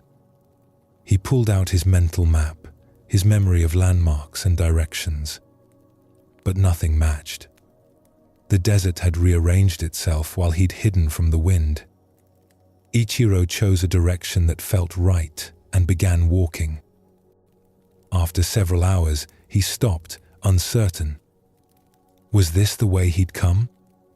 It looked familiar, but then again, all the desert looked somewhat familiar and somewhat strange at the same time. He walked for another day, his water supply diminishing, his confidence fading. At night, he tried to use the stars to orient himself, but the stars only told him directions, not destinations. North meant nothing without landmarks to measure it against. On the evening of his second day of wandering, Ichiro saw a small fire in the distance. Relief flooded through him. He urged his tired camel toward it. As he approached, he saw it was one of the desert nomads, an old man sitting alone by his fire, his camel resting nearby. The man looked up as Ichiro approached, unsurprised, as if he'd been expecting a visitor. "You are lost," the old nomad said. It wasn't a question. "Yes," Ichiro admitted. "The storm changed everything. I can't find my way." The nomad nodded and gestured for Ichiro to sit by the fire. He offered water and dried dates, which Ichiro accepted gratefully. "Which way should I go?" Ichiro asked. "Which direction leads to the coast?" The old man considered this. "Which way do you think you should go?" "If I knew, I wouldn't be lost." "Are you lost, or are you simply here?" Ichiro felt frustration rising. These desert people had a way of answering questions that wasn't really answering. "I need to get home. My family is waiting. I have obligations. I need to know which way to go." The nomad stirred the fire. The desert doesn't have ways. The desert is always changing. The way you came is not there anymore. The way you think you should go is based on a map that no longer exists. Then how do you find your way? How do you know where you're going? "We don't," the old man said simply. "We move. We pay attention. We feel the quality of the wind, the type of sand, the subtle changes in the land. We don't follow ways. We find ways." "That's not helpful," Ichiro said. "I need specific directions." The nomad looked at him with patient eyes. "You want me to give you a map for a desert that has no fixed form. You want me to tell you how to get to where you think you should be based on where you think you are. But what if you're not where you think you are?" "What do you mean?" "Where are you right now?" Ichiro looked around. "I'm in the desert, lost somewhere between your camp and the coast." "No," the old man said. "You're here, by this fire, in this moment. This is where you are. But that's not where I want to be." "Ah," the nomad smiled. "Then you're lost not in the desert, but in the distance between where you are and where you want to be." Ichiro sat in frustrated silence. This conversation felt like it was going in circles, like the desert itself. The nomad poured him more water. "Tell me, when you were traveling toward our camp, were you lost then?" "No. I knew where I was going." "Did you? Or did you simply move through the desert, day by day, paying attention to the sun and the land until you arrived?" Ichiro thought about this. It was true that he hadn't known the exact route. He'd just traveled, made decisions each day based on what he saw and felt, trusted that movement in a general direction would eventually lead where he needed to go. So, how is now different? The old man asked. Because then I was going somewhere. Now, I don't know where I am or which way to go. You are here, the nomad repeated. And the coast is in a direction. Tomorrow, when the sun rises, start walking toward where it sets. Pay attention to the land. Notice the quality of the sand.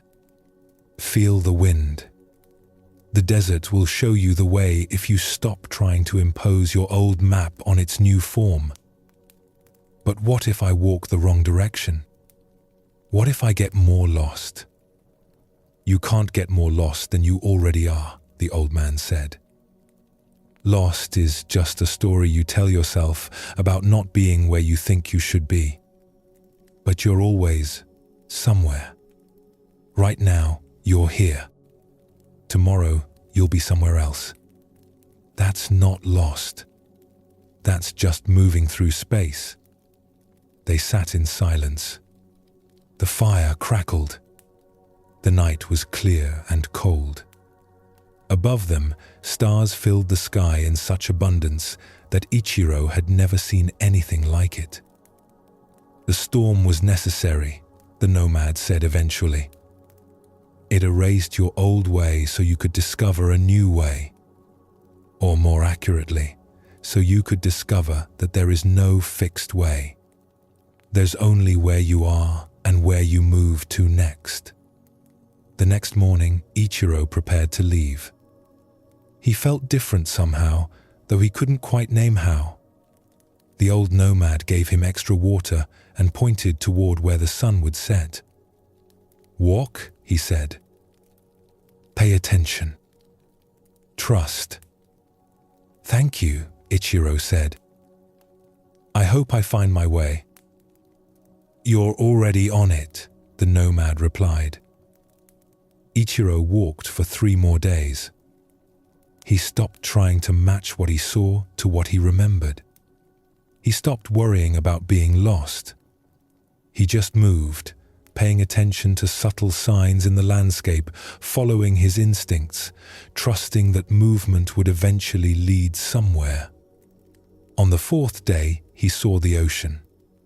He'd found his way not by following a map or knowing the route, but by being completely present to where he was in each moment, by letting go of his certainty about how things should be and opening himself to how things actually were.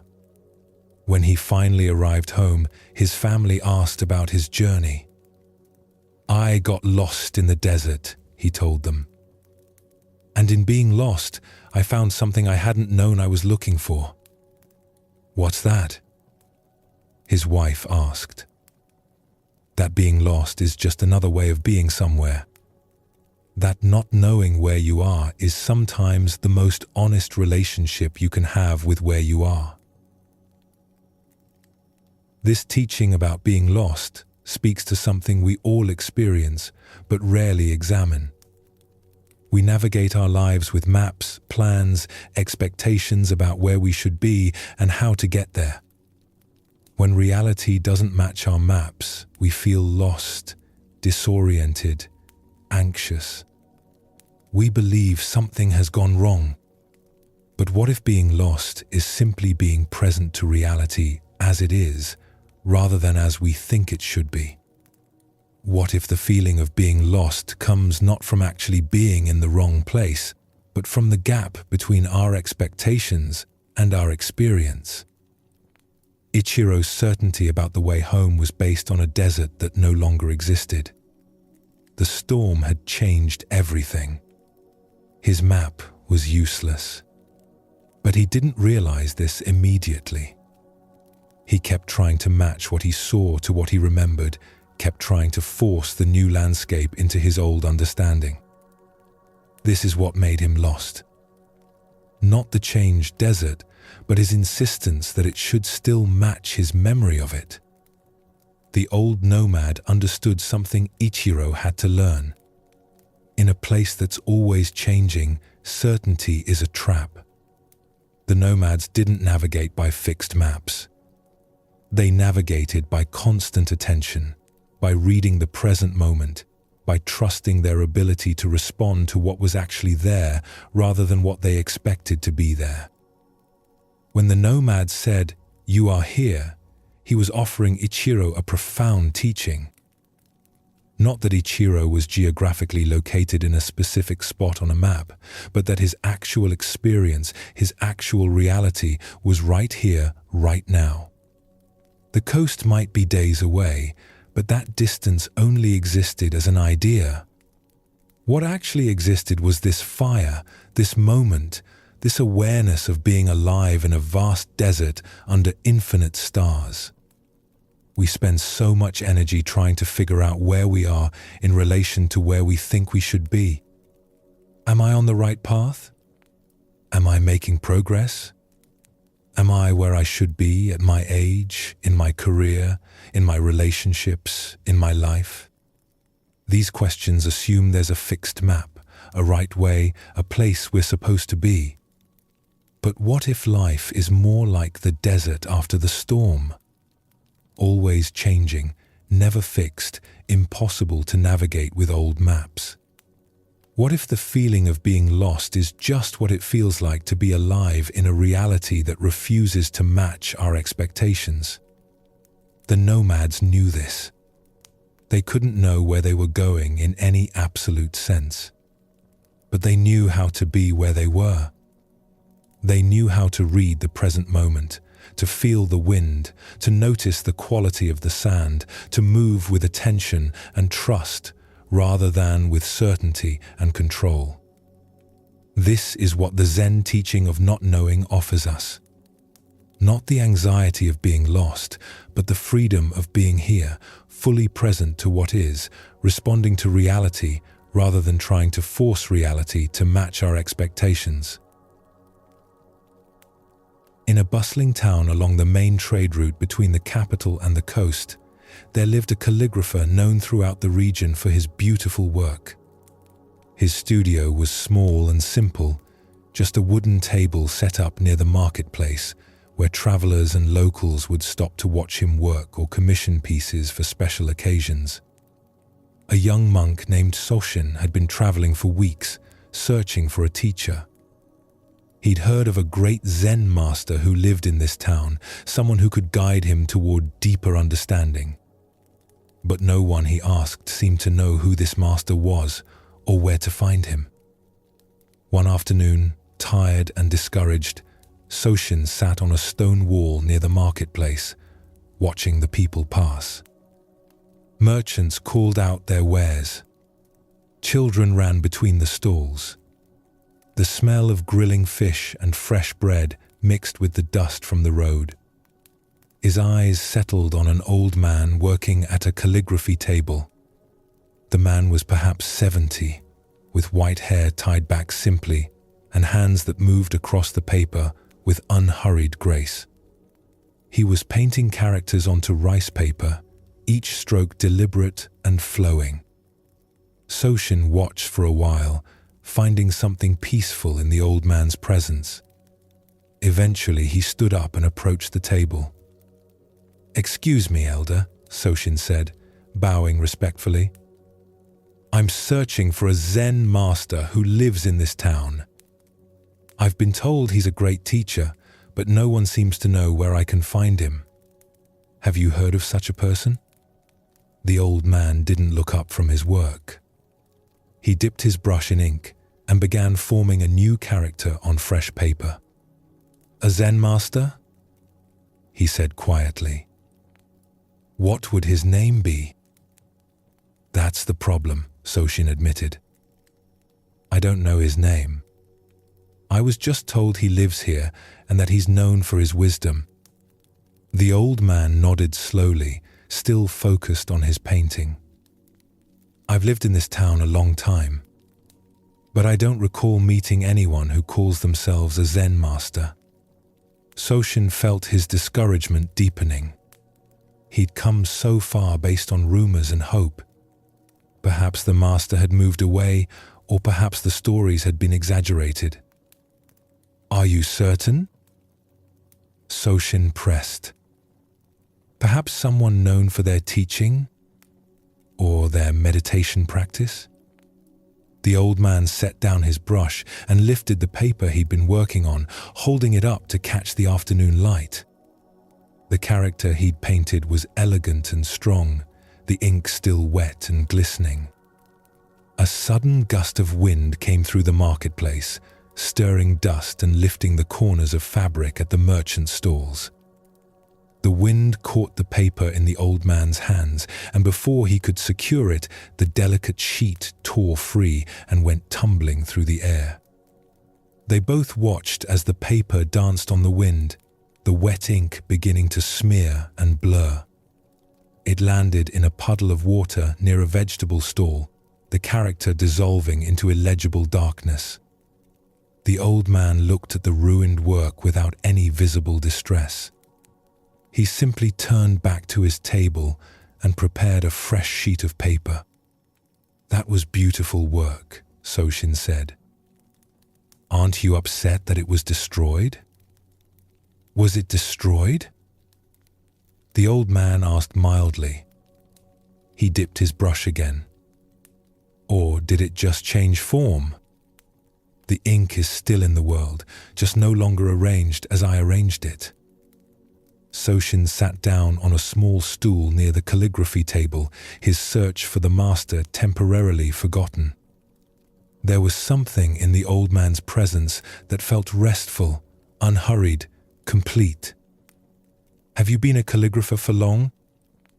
Soshin asked. The old man paused, his brush hovering over the paper. "I'm not sure," he said after a moment. "It feels both very long and not long at all."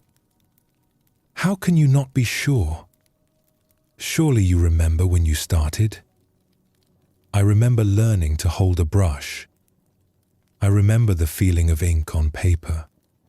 But when that was, how many years ago, that feels uncertain.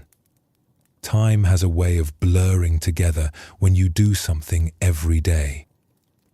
He began painting a new character. His strokes were confident, but not rushed, each line appearing exactly where it needed to be. "What's your name?" Soshin asked. The old man's brush paused mid-stroke. He looked at Soshin with an expression of mild puzzlement, as if the question had surprised him. "My name?" he repeated. "Yes. What are you called?" The old man set down his brush and looked at his hands, turning them over as if they might provide an answer. "That's interesting," he said quietly. "I seem to have forgotten." "Forgotten your name?" Soshin couldn't hide his surprise. "How can you forget your own name?" "I'm not sure," the old man said. He didn't sound distressed, just genuinely curious. "People call me different things. Old master, or calligrapher, or sometimes just elder. But my actual name, what I was called when I was young, it's somewhere in my memory, but I can't quite reach it." He picked up his brush again and continued his painting. "It's strange how much of ourselves we carry in a name. When I try to remember mine, I feel like I'm trying to remember who I was supposed to be rather than who I am." Soshin watched him work. The character taking shape on the paper was the word for empty or void. The old man painted it with complete attention, each stroke connected to the breath, the hand moving as if the character was painting itself. "Doesn't it bother you?" Soshin asked. "Not knowing your own name? Should it?" The old man completed the final stroke and set down his brush. "I know how to paint." I know how to prepare ink and paper. I know the feeling of sitting here as the sun moves across the sky. I know the faces of the people who pass by each day. These things I know directly. But my name, that's just a sound other people make to get my attention. Whether I remember it or not doesn't change who I am in this moment. He looked at Soshin with clear, peaceful eyes. Who are you when no one calls your name? Who are you in the space before anyone speaks to you? That's what I experience most of the time now. Not being someone with a particular history and identity, but just being this awareness, this presence, here at this table, painting characters. A customer approached, interrupting their conversation. She wanted a blessing painted for her new grandchild. The old man listened to her request, nodded, and began painting. His brush moved across the paper with the same steady grace, and the woman watched with reverence, clearly seeing something special in his work. When she left, clutching her rolled paper carefully, Soshin said, "People respect you. They come to you for important things. Surely you must have some reputation, some name that people know you by?" "Perhaps," the old man said.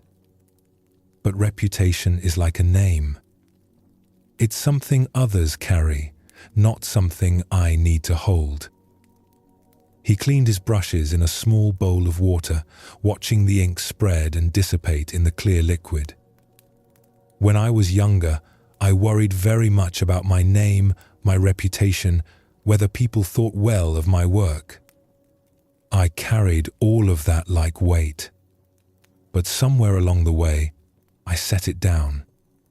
Or perhaps it just wore away, like these characters will wear away if left in the sun and rain." Soshin sat quietly, absorbing this.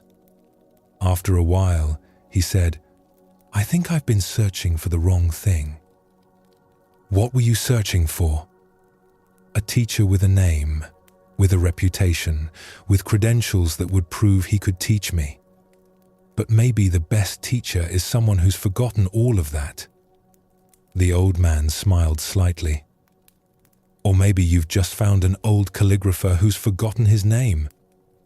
Sometimes things are exactly what they appear to be, nothing more." As the sun began to set and the marketplace grew quieter, Soshin helped the old man pack up his supplies. They worked together in companionable silence, and Soshin realized he felt more peaceful than he had in weeks of searching. "May I come back tomorrow?" Soshin asked.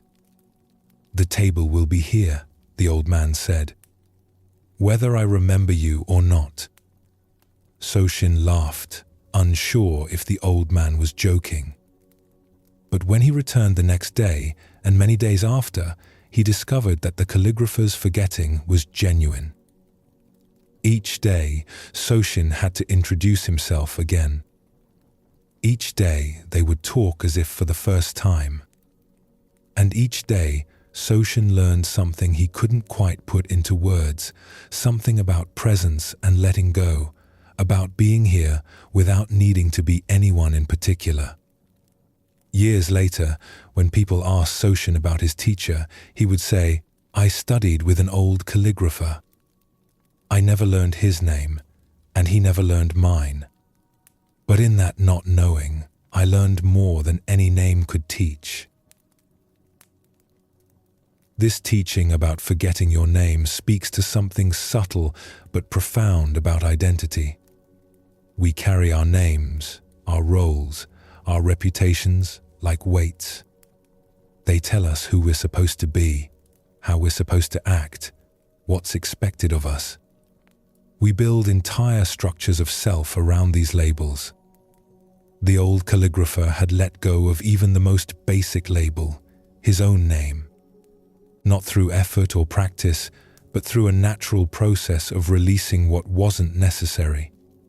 He didn't need to know his name to paint beautifully. He didn't need a reputation to be present to each moment. He didn't need identity to be aware, to breathe, to exist. Notice that his forgetting wasn't a loss. He hadn't become less capable or less present. If anything, he'd become more present because he wasn't carrying the weight of being someone in particular. Each moment was fresh. Each conversation was new. Each day was his first day sitting at that table, painting characters.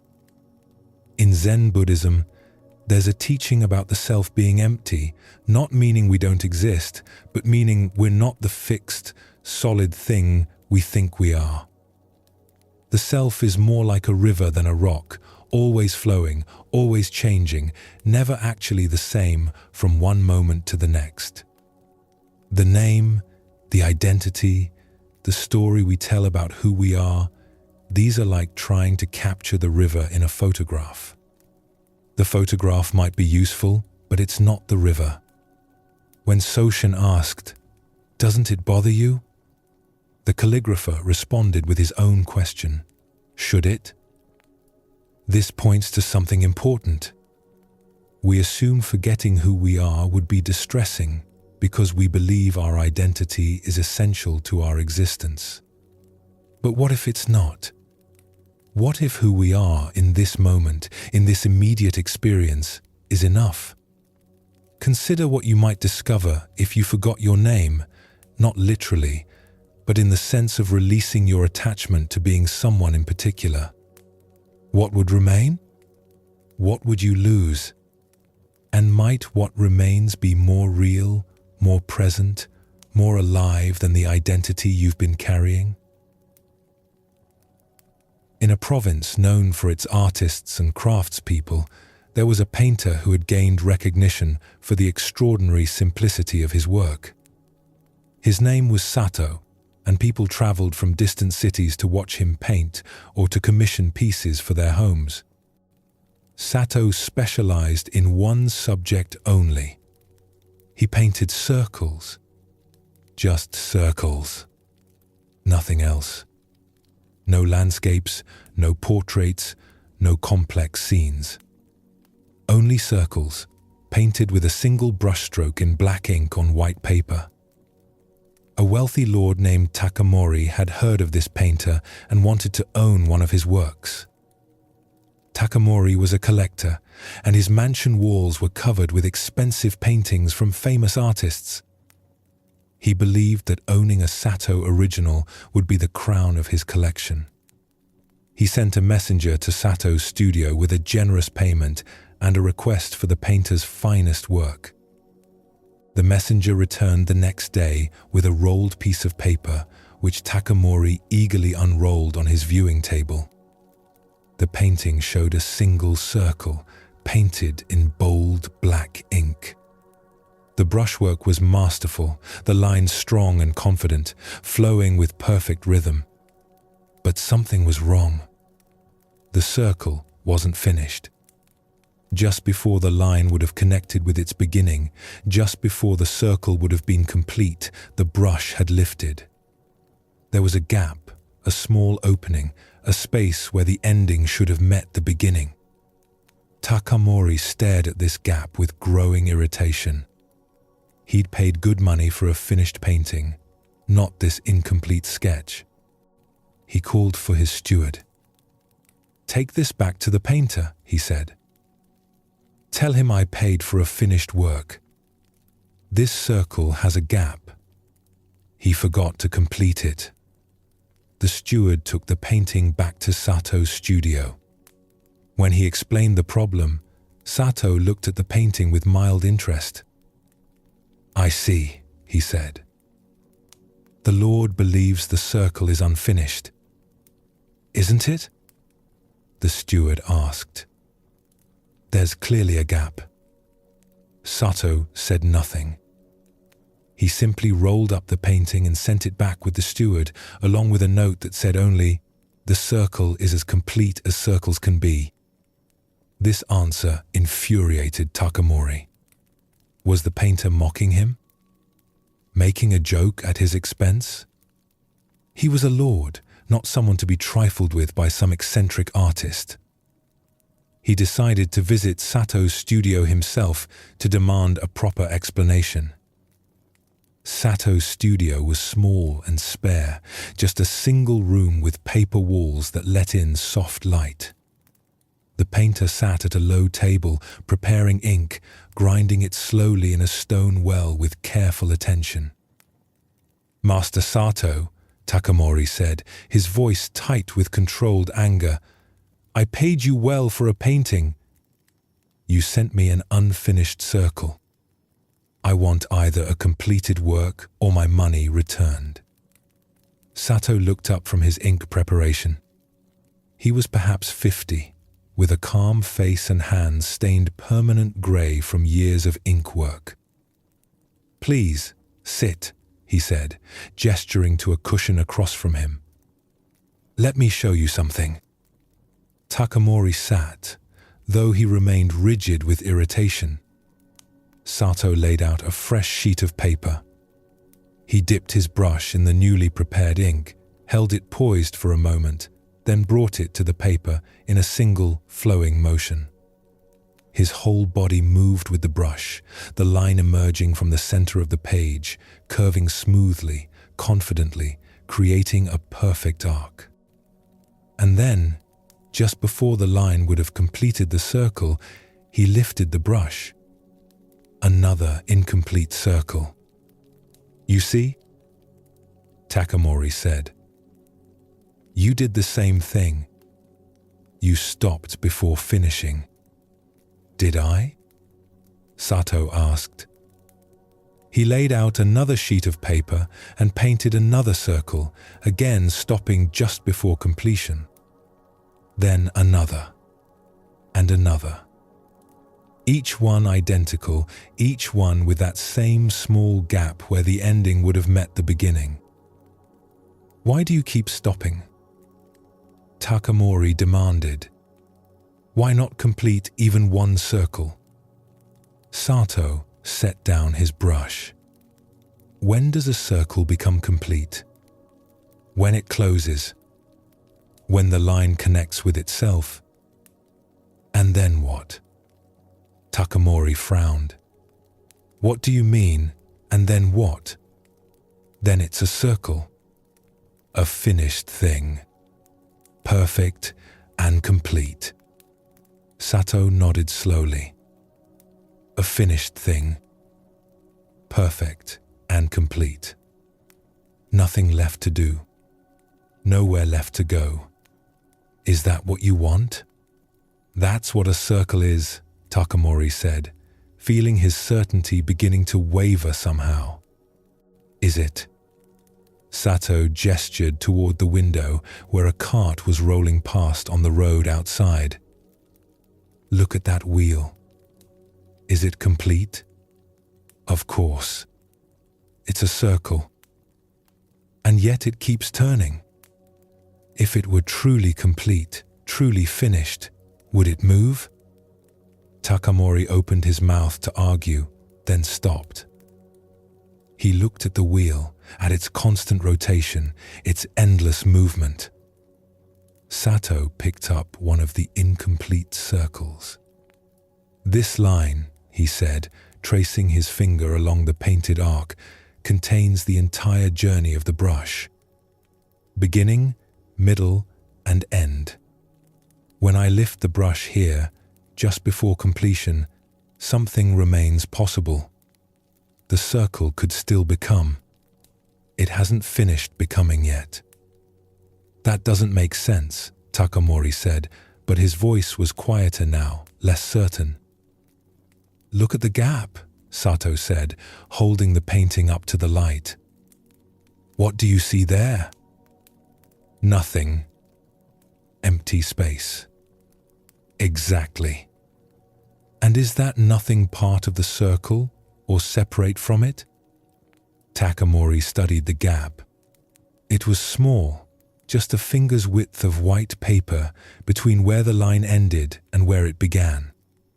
But now that he looked at it, he couldn't quite separate the gap from the rest of the circle. The gap defined the circle as much as the line did. Without that space, there would be no beginning, no end, no journey of the brush. The moment I complete the circle, Sato continued, it dies. It becomes a finished thing, static, unchanging. But while this gap remains, the circle is still alive, still in motion, still becoming. The incompleteness is not a flaw. It's what keeps it breathing. He laid out several of his incomplete circles on the table. In Zen, we say that the gap between words is where truth lives. The space between notes is where music happens. The emptiness in a bowl is what makes it useful. If I close this circle, I would be closing off possibility. The gap is an invitation, an opening, a space for you to enter and complete it yourself, or to leave it incomplete and let it remain in motion. Takamori sat in silence, looking at the paintings. Slowly, something shifted in his perception. The gap that had seemed like a mistake, like incompleteness, began to look different. It became the most important part of the painting. The breath, the pause, the space where something could still happen. "How long have you been painting circles this way?" he asked quietly. 30 years, Sato said. In the beginning, I tried to paint perfect circles, completely closed. I studied technique. I practiced endlessly. And I created many perfect circles. What changed? One day, my brush slipped. I was completing a circle, and at the last moment, my hand trembled. The line didn't quite connect. I looked at this mistake and saw something I'd never seen in all my perfect circles. I saw life, movement, possibility. Since then, I've never closed a circle.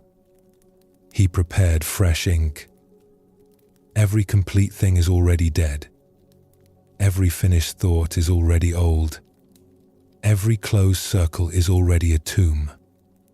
But this, he painted another arc, lifting his brush just before completion. This is still alive. Takamori picked up the painting Sato had originally sent him. He looked at it with new eyes.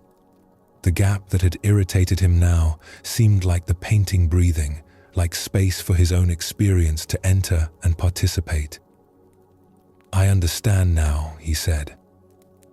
"Or at least, I'm beginning to. May I keep this painting?" "It was always yours," Sato said. "Though perhaps now you can see what you're keeping." Takamori took the painting home and hung it in his private study, not in the main gallery with his other important artworks. Every day he would sit before it, looking at that small gap, that space where the circle almost but not quite completed itself. And in that gap, he found something his other perfect, finished paintings could never give him. He found an opening, a breath, a space for his own awareness to rest. Years later, visitors to his home would ask about the painting. "It's not finished," they would say, pointing to the gap. And Takamori would smile. "Exactly." This teaching about the incomplete circle reveals something subtle about perfection and completion. We spend our lives trying to finish things, to complete our projects, to tie everything up neatly, to reach the point where we can finally say, "Done." We believe that completion is the goal, that perfection means nothing left incomplete. But Sato understood something different. The moment something is complete, it stops moving. It becomes fixed. It closes off possibility.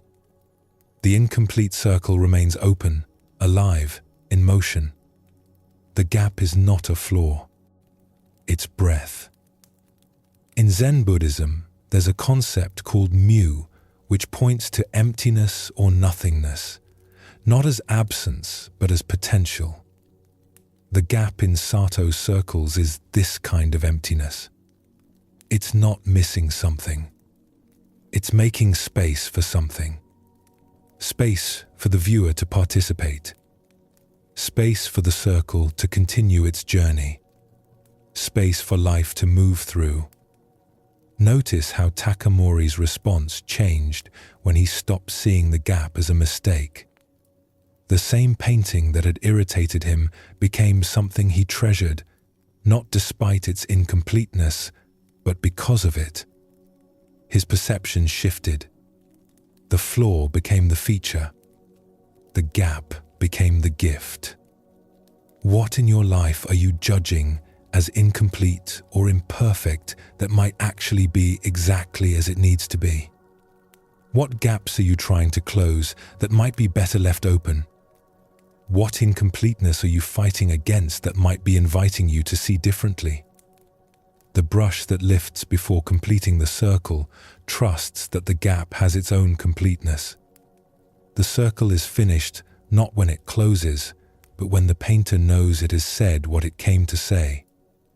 Sometimes what it comes to say is, stay open, keep breathing, remain in motion, don't close off too soon.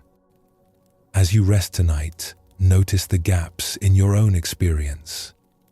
The space between thoughts, the pause between breaths, the moments of not knowing between one certainty and the next.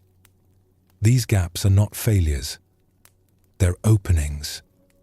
They're where life continues to move, where possibility remains alive, where the circle of your awareness keeps turning without ever quite closing itself off from the mystery of what comes next. In the high mountains where the air grows thin and the world falls away, there lived a man who had spent many years seeking truth. His name was Tetsuya, and he had traveled to distant temples, sat with renowned masters, and meditated beneath ancient trees until his legs grew numb and his back ached with the stillness. One morning, as the first light touched the mountain peaks, Tetsuya opened his eyes and understood. It was not a dramatic moment. There was no flash of lightning, no voice from the heavens. Simply a quiet recognition, like remembering something he had always known but had forgotten in the noise of searching. He sat for a while longer, watching the way the light moved across the valley below. Then he stood, gathered his few belongings, and began the long walk back to his village. The path down the mountain was familiar. He had walked it many times before, carrying questions up and doubts back down. But this time felt different. His feet found the stones naturally. His breath moved easily. The weight he had carried for so long had somehow lifted, though he could not say exactly when or how. After several days of walking, Tetsuya arrived at the edge of his village. It looked exactly as he had left it. The same houses with their thatched roofs. The same well in the center of the square. The same fields stretching toward the forest. An old friend named Daichi was drawing water from the well. He looked up as Tetsuya approached, his weathered face breaking into a smile. "You have returned," Daichi said, setting down his bucket. "We wondered if you would ever come back from the mountains." "I have come back," Tetsuya said simply. Daichi studied his face for a long moment. "You look different. Calmer, perhaps. Did you find what you were searching for?" "Yes," Tetsuya replied. "I found it." "Good," Daichi said, nodding. "That is very good. Come, walk with me. I was just heading to cut firewood. We can talk while we work." Tetsuya followed his friend along the path to the forest. The morning sun warmed his shoulders. Birds called from the trees. everything was ordinary. Everything was exactly as it should be. They reached a clearing where fallen trees lay among the undergrowth. Daichi handed Tetsuya an axe from his cart. It felt heavy and familiar in his hands. "So tell me," Daichi said as he positioned a log, "what did the masters teach you? What great wisdom did you learn?" Tetsuya raised the axe and brought it down. The blade split the wood with a satisfying crack. He picked up another piece and set it on the stump. "They taught me many things," he said, swinging the axe again. "About emptiness and form. About the nature of mind. About letting go and being present. And now you understand these things?" "Yes, I think I do." Daichi nodded, splitting his own log. "That is wonderful. So what will you do now?" Tetsuya paused, wiping sweat from his forehead. He looked at the pile of wood they had already cut, at the forest around them, at his friend's patient face. "I suppose I will cut wood," he said. "And carry water, the same as before." Daichi laughed, a deep sound that echoed through the trees. "The same as before? Then what was the point of all those years away?" But his eyes were twinkling, and Tetsuya understood that his friend was not mocking him. Daichi picked up his axe again. "Tell me," his friend continued, "when you cut this wood now, is it different than before you left?" Tetsuya considered this carefully. He raised his axe and brought it down, feeling the weight of it, the resistance of the wood, the sound of the split, the smell of fresh timber. He had done this same action hundreds of times before leaving for the mountains. Thousands of times, perhaps. "The wood is the same," he said slowly. "The axe is the same. My hands are the same. Then what has changed?" Tetsuya set down his axe and looked at his palms. They were the same hands that had gripped this axe years ago. The same calluses, the same scars from old cuts. "Before," he said, "when I cut wood, my mind was always somewhere else. I was thinking about what I needed to do next, worrying about whether I had enough wood for winter, wishing I was doing something more important, something more meaningful." He picked up another log and placed it carefully on the stump. "Before, I cut wood in order to be finished cutting wood. I carried water in order to be done carrying water. Everything was a task to complete, so I could move on to something else. And now?" Tetsuya raised the axe and brought it down. The blade sank deep into the wood, splitting it cleanly. "Now I am just cutting wood," he said. "Just this. Nothing more, nothing less." They worked together in silence for a while. The sun rose higher. The pile of split wood grew. Sweat soaked through their robes. It was hard work. It had always been hard work. But Tetsuya found himself smiling.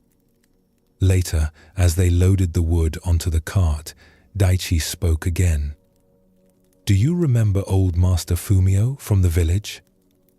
"Of course. He passed away while I was in the mountains." "Yes. Do you know what he used to say?" Daichi secured the last bundle of wood with rope. "He used to say that before he studied Zen, mountains were mountains and rivers were rivers. Then, when he began studying Zen, mountains were no longer mountains and rivers were no longer rivers. But after many years of study, mountains were once again mountains and rivers were once again rivers." "I remember that saying," Tetsuya said. "I never understood what it meant. Do you understand it now?" Tetsuya thought about this as they began pulling the cart back toward the village. The wheels creaked. The wood shifted and settled. His feet found their rhythm on the familiar path. "I think I do," he said finally. "When I first left the village, I thought cutting wood was just cutting wood. A simple task, nothing special.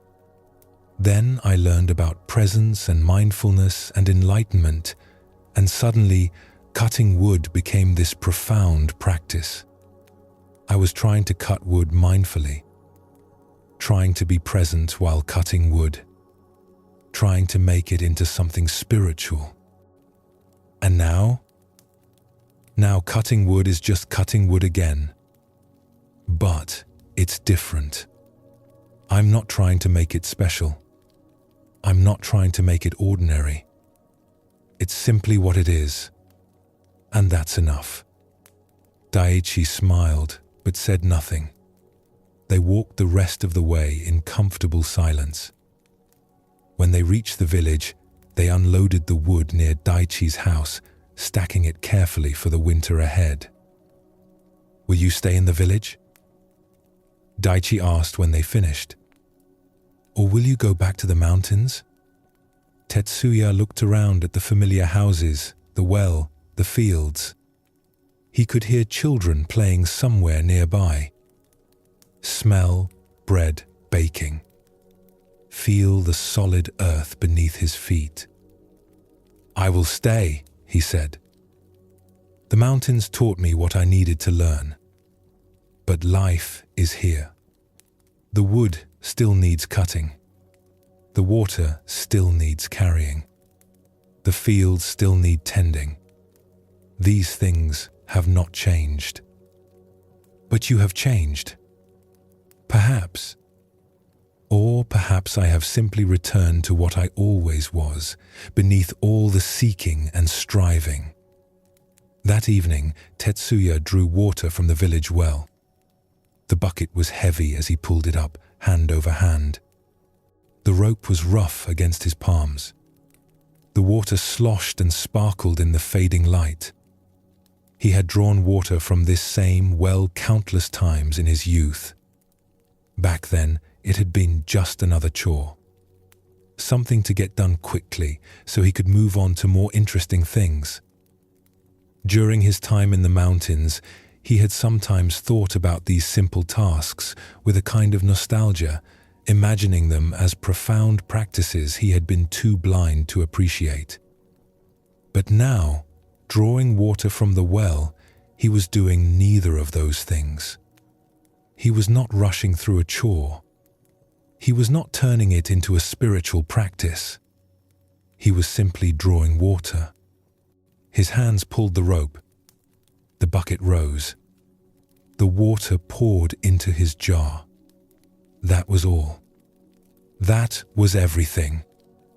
A young boy from the village approached, carrying his own bucket. "Master Tetsuya," the boy said shyly. "They say you have returned from the mountains, that you have become enlightened." Tetsuya smiled. "I have returned from the mountains, yes. Will you teach me what you learned?" Tetsuya handed the boy the rope.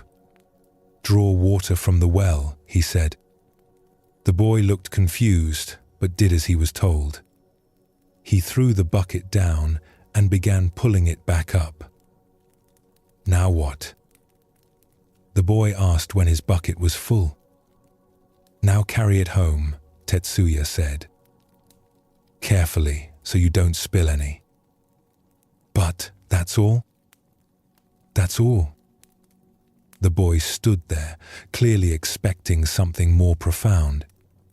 Tetsuya understood. He had once been the same way, always seeking the hidden meaning, the secret teaching, the special practice that would unlock understanding. "When you carry the water," Tetsuya said gently, "just carry the water. When you eat your dinner, just eat your dinner. When you sleep, just sleep. This is the whole teaching. The boy nodded slowly, though the confusion had not entirely left his face. He bowed and walked away, carefully balancing his bucket. Tetsuya picked up his own jar and headed home. The water was heavy. His arms grew tired. These were simple facts, neither good nor bad. Tomorrow, he would cut more wood, draw more water, tend the fields. His life would be filled with these ordinary tasks. And in each one, if he remained present, if he stayed awake to the simple reality of what was happening, there would be nothing to seek, nothing to achieve, nowhere else to be. The mountains had taught him how to be present. But it was here, in the village, doing these simple things, that he would actually live that presence. This was what he had been seeking all along. Not something extraordinary. Not some special state of consciousness. Just this. The world as it is. Life as it happens. One moment, then another, then another. As Tetsuya walked, the sun touched the horizon, painting the sky in shades of orange and pink. He had seen many sunsets in the mountains. This one was no different, and yet completely unique. Like every moment, it would never come again. He smiled, feeling the weight of the water jar against his hip, the solid ground beneath his feet, the cool evening air on his skin. He was home. He had always been home. The journey had been necessary to understand this simple truth. When we hear stories of people who travel far seeking wisdom, we often imagine they will return transformed, elevated, somehow different from who they were. Tetsuya's story reveals something else entirely. The journey changed everything and nothing at all. Think about the tasks that fill your daily life. Making coffee, washing dishes, walking to work, folding laundry. How often are you actually present for these moments? How often is your mind already racing ahead to the next thing or dwelling on something that happened yesterday? There is a teaching in Zen that says, before enlightenment, chop wood, carry water. After enlightenment, chop wood, carry water. The same actions, the same world. But the person doing them has shifted in some fundamental way. Tetsuya discovered that wisdom does not transport us to some higher plane where we no longer have to deal with ordinary tasks. The dishes still need washing. The wood still needs cutting. What changes is the quality of attention we bring to these moments. When Tetsuya cut wood before his journey, he was cutting wood to be finished with cutting wood. His mind was anywhere but in the present moment. The action was just a means to an end. Something to get through. When he cut wood after his journey, he was simply cutting wood. His mind was not racing ahead or lagging behind. He was present to the weight of the axe, the resistance of the wood, the sound of the split, the smell of the timber. The action was complete in itself, not a means to something else. This might sound like a small difference, but it changes everything. When we are constantly treating the present moment as something to get through so we can reach some better moment in the future, we never actually arrive anywhere. We spend our entire lives waiting for life to begin. Consider your own patterns. When do you find yourself rushing through the present to reach the future? When you eat, are you really tasting your food, or are you already thinking about what comes next? When you talk with someone, are you really listening, or are you planning what you will say? The wisdom Tetsuya gained was not about changing his circumstances. He did not need to stay in the mountains or become a monk or renounce the world. He simply needed to be present to the life he was already living. There is another layer to this story that deserves attention. Tetsuya's friend Daichi asks an important question. Then what was the point of all those years away? It is a fair question. If Tetsuya has simply returned to cutting wood and carrying water, what did the journey accomplish? The answer is that sometimes we need to leave in order to return. Sometimes we need to seek in order to stop seeking. Tetsuya could not have understood the value of ordinary life without first leaving it behind. His time in the mountains was not wasted. It was necessary. But it was necessary not because the mountains held some secret that the village lacked. It was necessary because Tetsuya needed to exhaust his seeking before he could settle into simply being. Many of us are like the young Tetsuya, convinced that wisdom lies somewhere else, somewhere more spiritual, somewhere more meaningful. We imagine that if we could just find the right practice, the right teacher, the right teaching, then we would finally understand. Then we would finally be happy. Then life would finally begin. But wisdom is not hiding somewhere else. It is right here, in the dishes that need washing, the water that needs carrying, the wood that needs cutting. The question is not whether these tasks are worthy of our attention. The question is whether we will actually pay attention while we do them. What tasks in your life have you been treating as interruptions? What parts of your day do you rush through, barely present? What if these moments are not obstacles to overcome, but life itself, waiting to be experienced? The master in the story said that after many years of practice, mountains are once again mountains and rivers are once again rivers. But they are different mountains and different rivers. Or rather, we are different people looking at the same mountains and rivers. Nothing in the external world needs to change for us to find peace.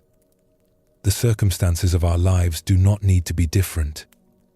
We do not need to be somewhere else, doing something else, being someone else. We just need to actually be here, doing this, being ourselves. This is perhaps the most challenging teaching in all of Zen Buddhism.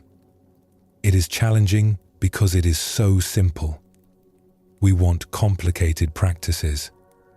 We want secret teachings. We want something that justifies all our seeking and striving. But the truth is just this: be here, now, fully present to what is actually happening. Tetsuya's story invites us to look at our own lives with fresh eyes.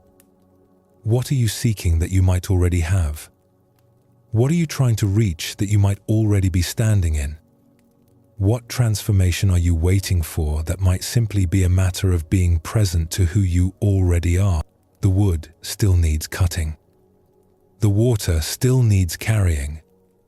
These tasks have not become more spiritual or more meaningful. They have simply become what they always were, life itself, unfolding moment by moment. And that is enough. That is more than enough. That is everything. In a small village nestled between rice fields and forest, there lived a young man named Kazuo. He was known for being always in motion, always busy, always rushing from one thing to the next. He would wake at dawn and immediately begin his work. He tended his family's fields, ran errands for neighbors, helped at the market. From sunrise to sunset, Kazuo never stopped moving. "Slow down," his mother would say. "You will wear yourself out." But Kazuo could not slow down. There was always something that needed doing. Always another task, another obligation, another place to be. He moved through his days like a stone rolling down a hill, gathering speed, unable to stop. One morning, Kazuo needed to deliver a message to a merchant in the next village. The message was urgent, or so he believed. Everything seemed urgent to Kazuo. He saddled his horse quickly, not bothering to check the straps properly, not taking time to speak to the animal or prepare it properly for the journey. As soon as he mounted, the horse began to move. Kazuo had barely settled into the saddle before the animal broke into a trot, then a canter, then a full gallop. The wind whipped past his face. The road blurred beneath the pounding hooves. Kazuo gripped the reins tightly, but he did not pull back.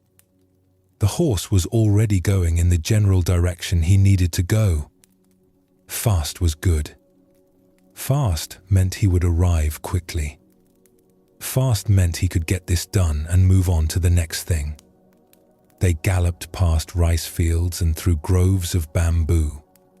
They splashed across a shallow stream and climbed a low hill. The horse showed no sign of slowing. If anything, it seemed to be gaining speed. An old farmer stood at the edge of the road, watching them approach. As they thundered past, the farmer called out, "Young man, where are you going in such a hurry?" Kazuo did not have time to think. He replied over his shoulder, "I don't know, ask the horse." The words left his mouth before he realized what he had said. And as soon as he heard them aloud, something shifted inside him. "I don't know. Ask the horse."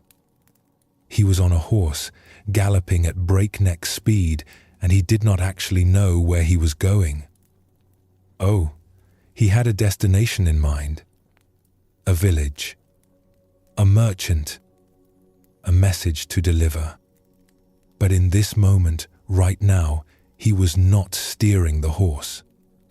The horse was carrying him. He was just along for the ride, holding on, pretending to be in control. For the first time in a very long time, Kazuo actually noticed what was happening. He felt the muscles of the horse bunching and stretching beneath him. He felt how tightly he was gripping the reins, his knuckles white with tension. He felt the way his body was rigid with the effort of staying on, as if he was fighting the animal rather than riding it. And he realized something troubling. He could not remember the last time he had actually chosen to do something. He woke up and began moving because that was what he did every day.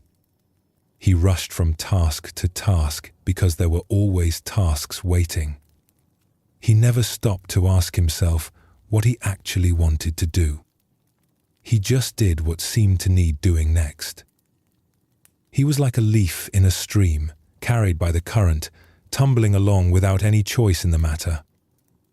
Except, unlike a leaf, he had somehow convinced himself that he was steering, that he was in charge, that he was deciding.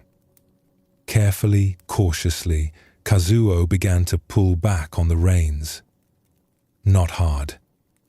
Not suddenly. Just a gentle pressure, testing whether the horse would respond. The horse ignored him and kept galloping. Kazuo pulled a bit harder. Still nothing. The animal had its own momentum now, its own ideas about where it was going and how fast.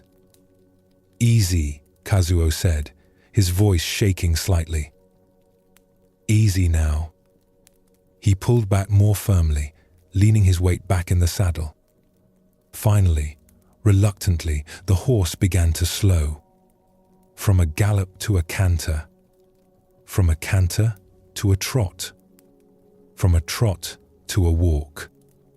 And then, finally, they stopped. Kazuo sat on the horse in the middle of the road. His heart was pounding. His hands were trembling.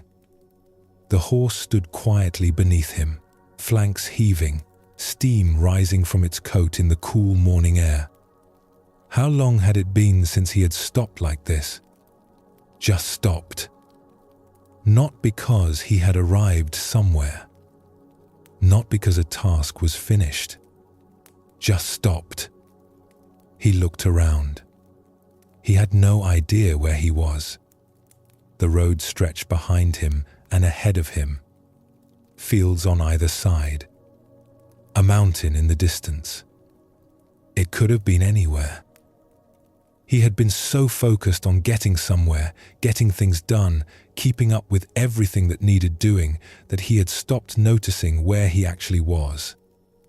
He was always leaning forward into the next moment, never present to this moment.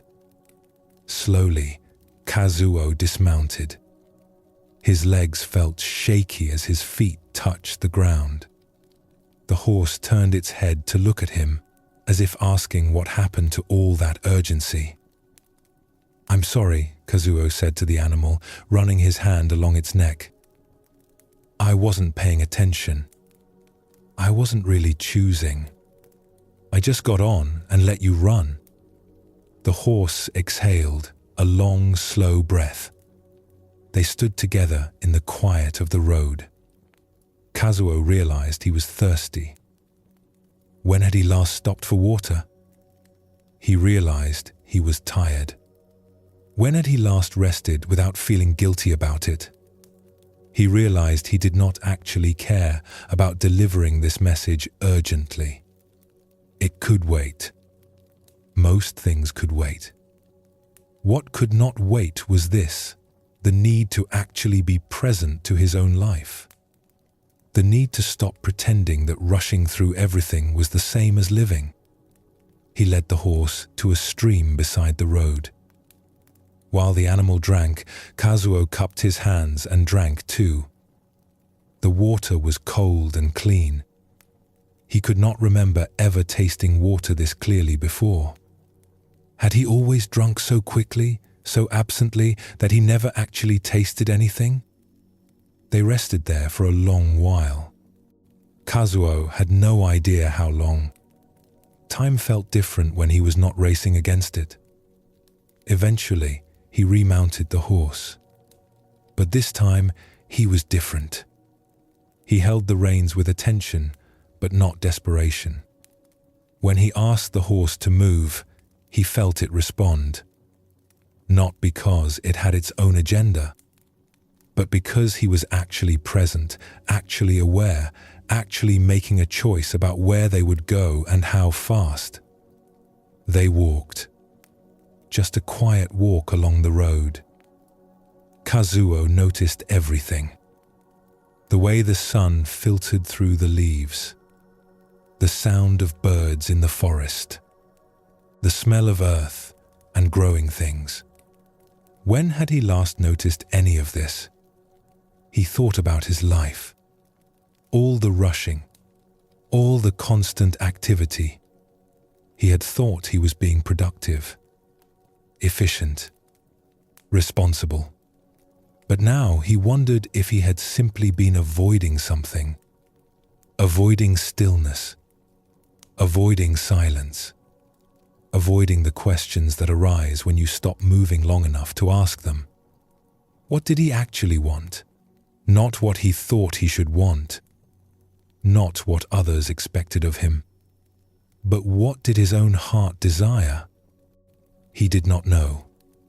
He had been so busy doing what needed to be done that he had never asked. By the time Kazuo reached the next village, it was afternoon. The merchant was surprised to see him moving so slowly, so calmly. "I expected you hours ago," the merchant said. The message was urgent. "It arrived when it arrived," Kazuo said. He delivered the message, received the reply, and prepared to ride back home. But before mounting his horse, he paused. He checked the saddle properly this time. He spoke to the animal, letting it know what he intended. He took a moment to simply breathe and arrive fully before beginning the journey home. The ride back was different from any ride he had ever taken. He was not racing. He was not letting the horse carry him wherever it wanted to go. He was riding. Actively, consciously, presently riding. He chose the pace. He chose when to stop and rest. He chose when to move forward. It took much longer than usual to get home. But when he arrived, he felt more rested than if he had been sleeping. Because for the first time in years, he had not been fighting himself. He had not been at war with the present moment, constantly trying to push through it to reach some imagined future. His mother looked at him strangely when he dismounted. "What happened to you?" she asked. "What do you mean?" "You look different. Calmer. Like you are actually here." Kazuo smiled. "An old farmer asked me where I was going. I told him I didn't know. That he should ask the horse." His mother laughed. "And what did the horse say?" "Nothing. But I started to listen." How many times a day do you find yourself moving forward without knowing why? Not because you choose to, not because it serves you, but because you are already in motion and stopping feels harder than continuing. This is the predicament of the rider who has forgotten he is holding reins. The horse goes where it wants. You tell yourself you are steering. But are you? Or are you just along for the ride, gripping tightly, hoping you do not fall off? Think about your habits, your routines, your automatic behaviors. How many of them did you consciously choose? How many of them continue simply because you have not paused long enough to question them? Every day we get on our horses. Our jobs, our relationships, our ways of spending time, our patterns of thinking. Some of these horses serve us well, but some have been carrying us places we do not actually want to go. And we have been holding on so tightly, moving so fast, that we have not noticed. The question is not whether you can stop the horse. You can. The reins are in your hands. They have always been in your hands. The question is whether you will. What would happen if you paused right now? Not later. Not when things calm down. Not when you have finished everything on your list. Right now. What would happen if you stopped, even for a moment, and asked yourself, where am I actually going? Do I want to be going there? Am I choosing this, or is this just momentum? These are not comfortable questions. It is easier to keep moving. Easier to stay busy. Easier to let the horse run and pretend we are steering. But at some point, if we want to live our own lives instead of being carried along by them, we have to pull back on the reins. Kazuo's moment of recognition came when he heard his own words, "I don't know. Ask the horse." Sometimes we need to hear ourselves, really hear ourselves, to recognize the truth of our situation. Listen to what you say. Listen to how you explain your choices. How often do you say, "I have to," when you actually mean, "I have chosen to," though I am not sure why? How often do you say, "I can't," when you mean, "I am afraid to"? The rider who realizes he is not steering has a choice. He can panic, which only makes things worse. Or he can breathe, settle, and begin to gently reclaim control. Not through force, not through fighting, but through presence, through attention, through conscious choice. What would it mean to take up the reins in your own life? Not to control everything, not to force everything to be different, but simply to be present enough, aware enough that you are actually making choices instead of being carried along by momentum. Some habits serve us. Some routines help us. The practice is not to eliminate all patterns and start over. The practice is to become aware of what we are doing and why. To notice when we are choosing and when we are just being carried. You do not have to change everything at once. Kazuo did not leap off the horse and walk the rest of the way. He just stopped. He breathed. He let himself arrive in the present moment. And from there, he was able to ride consciously instead of unconsciously. What is one thing in your life that you do automatically without thinking? Just one thing. It does not have to be big. It can be small. How you start your morning. How you respond to certain people. How you fill your free time. Can you bring awareness to it? Can you pause before doing it and ask, do I actually want to do this? Is this serving me? Am I choosing this? You might find that yes, you do want to keep doing it. And that is fine. The point is not to change everything. The point is to choose, to be present, to hold the reins. Or you might find that no, this habit no longer serves you. It is just momentum, an old pattern. And when you see this clearly, you can choose differently, not through force, not through willpower, but through simple, clear awareness that frees you to respond in a new way. The horse will still run if you let it. That is the nature of horses, of habits, of momentum. But you do not have to let it. The reins are in your hands. They have always been in your hands. The only question is whether you will pick them up and begin, gently, to steer your own life. Kazuo returned to his village different from how he left. Not because his circumstances had changed, but because he had stopped being a passenger in his own life.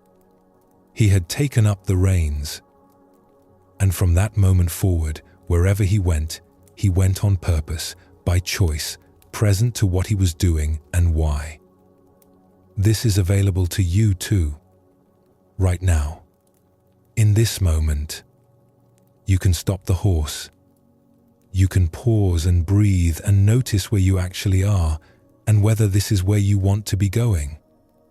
You can begin one small choice at a time to steer your own life instead of being carried by it. The horse will still be there tomorrow. The momentum will still be there. The habits and patterns and routines will still exist. But you can meet them differently. Not as forces that control you, but as energies you can work with, redirect, or sometimes just slow down enough to see clearly. Where are you going? Do you know? Or should we ask the horse? We have traveled together through many stories tonight. Stories of travelers and fishermen, of students and masters, of ordinary people discovering extraordinary truths in the midst of their everyday lives. Each story was different, yet each pointed to the same simple recognition. Peace is not somewhere else. It is not in the future, waiting for you to arrive. It is not hidden in some distant teaching or practice. It is here, now, in the simple fact of being alive and aware. The burdens you carry can be set down. The questions that trouble you can rest for the night. The striving and seeking and trying to figure everything out can pause. Just for now. Just for these quiet hours of rest. You have listened. You have been present.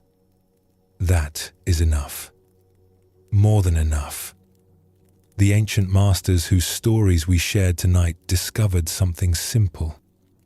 They found that wisdom is not complicated. It does not require special knowledge or years of practice. It simply asks that we be here, fully, for the life we are actually living. Tomorrow will come with its tasks and challenges. But tomorrow is not here yet. Tonight, there is only this. Your breath moving in and out. Your body settling into rest.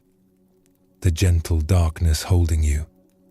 Nothing needs to be different for you to rest deeply. You do not need to solve your problems first.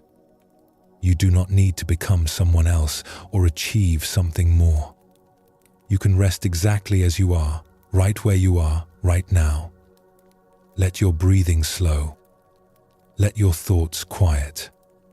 Let yourself sink into the simple peace of not needing anything to be different than it is.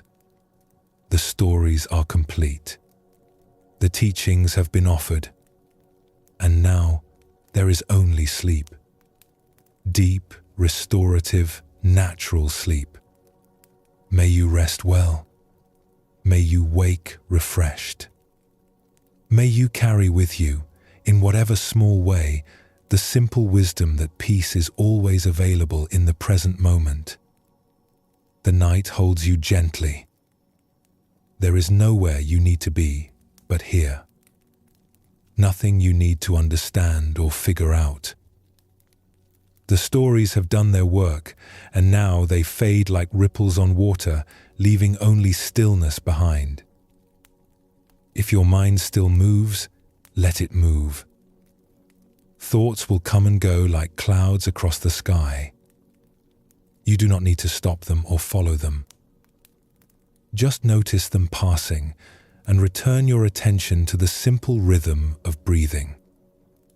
In and out. Rising and falling. The breath that has been with you since your first moment and will carry you gently into sleep.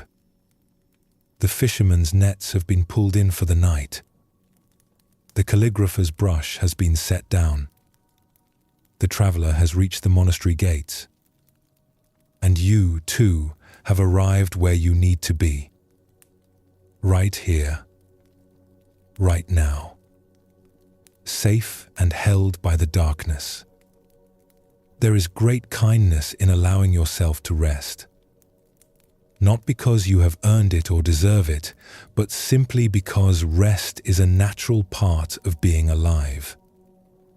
Like breathing. Like the turning of day into night.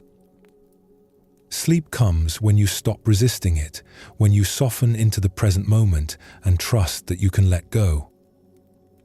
Everything that needs to be done will wait until morning. Everything that needs to be solved can rest until then. For now, there is only this gentle descent into sleep. This slow releasing of the day.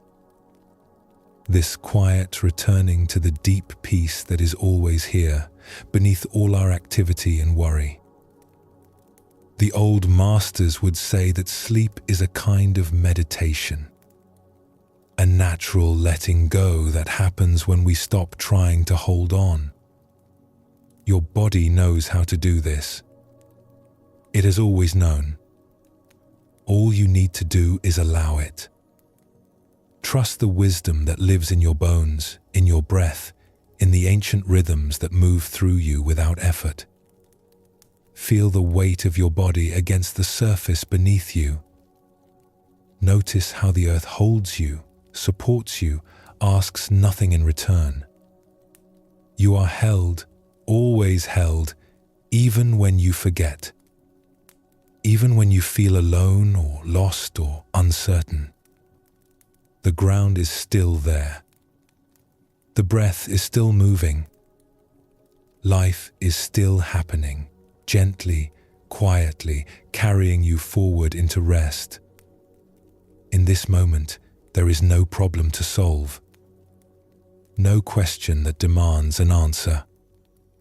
No person you need to be or become.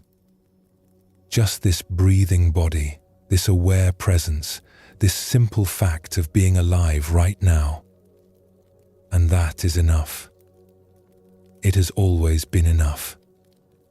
The stories spoke of fishermen and travelers, of monks and farmers and calligraphers. But they were all speaking about you, about the journey you are on, about the burdens you carry and the peace that waits when you set them down, about the ordinary moments that hold everything sacred when we finally pay attention. Let sleep find you the way water finds its level, without effort, without striving, just a natural settling into what is already here. Your eyes are heavy or they are not. Your mind is quiet or it is not. Either way is fine. Sleep will come in its own time, in its own way, and you do not need to chase it. Sleep well, and thank you for joining us here at Sleepy Monk.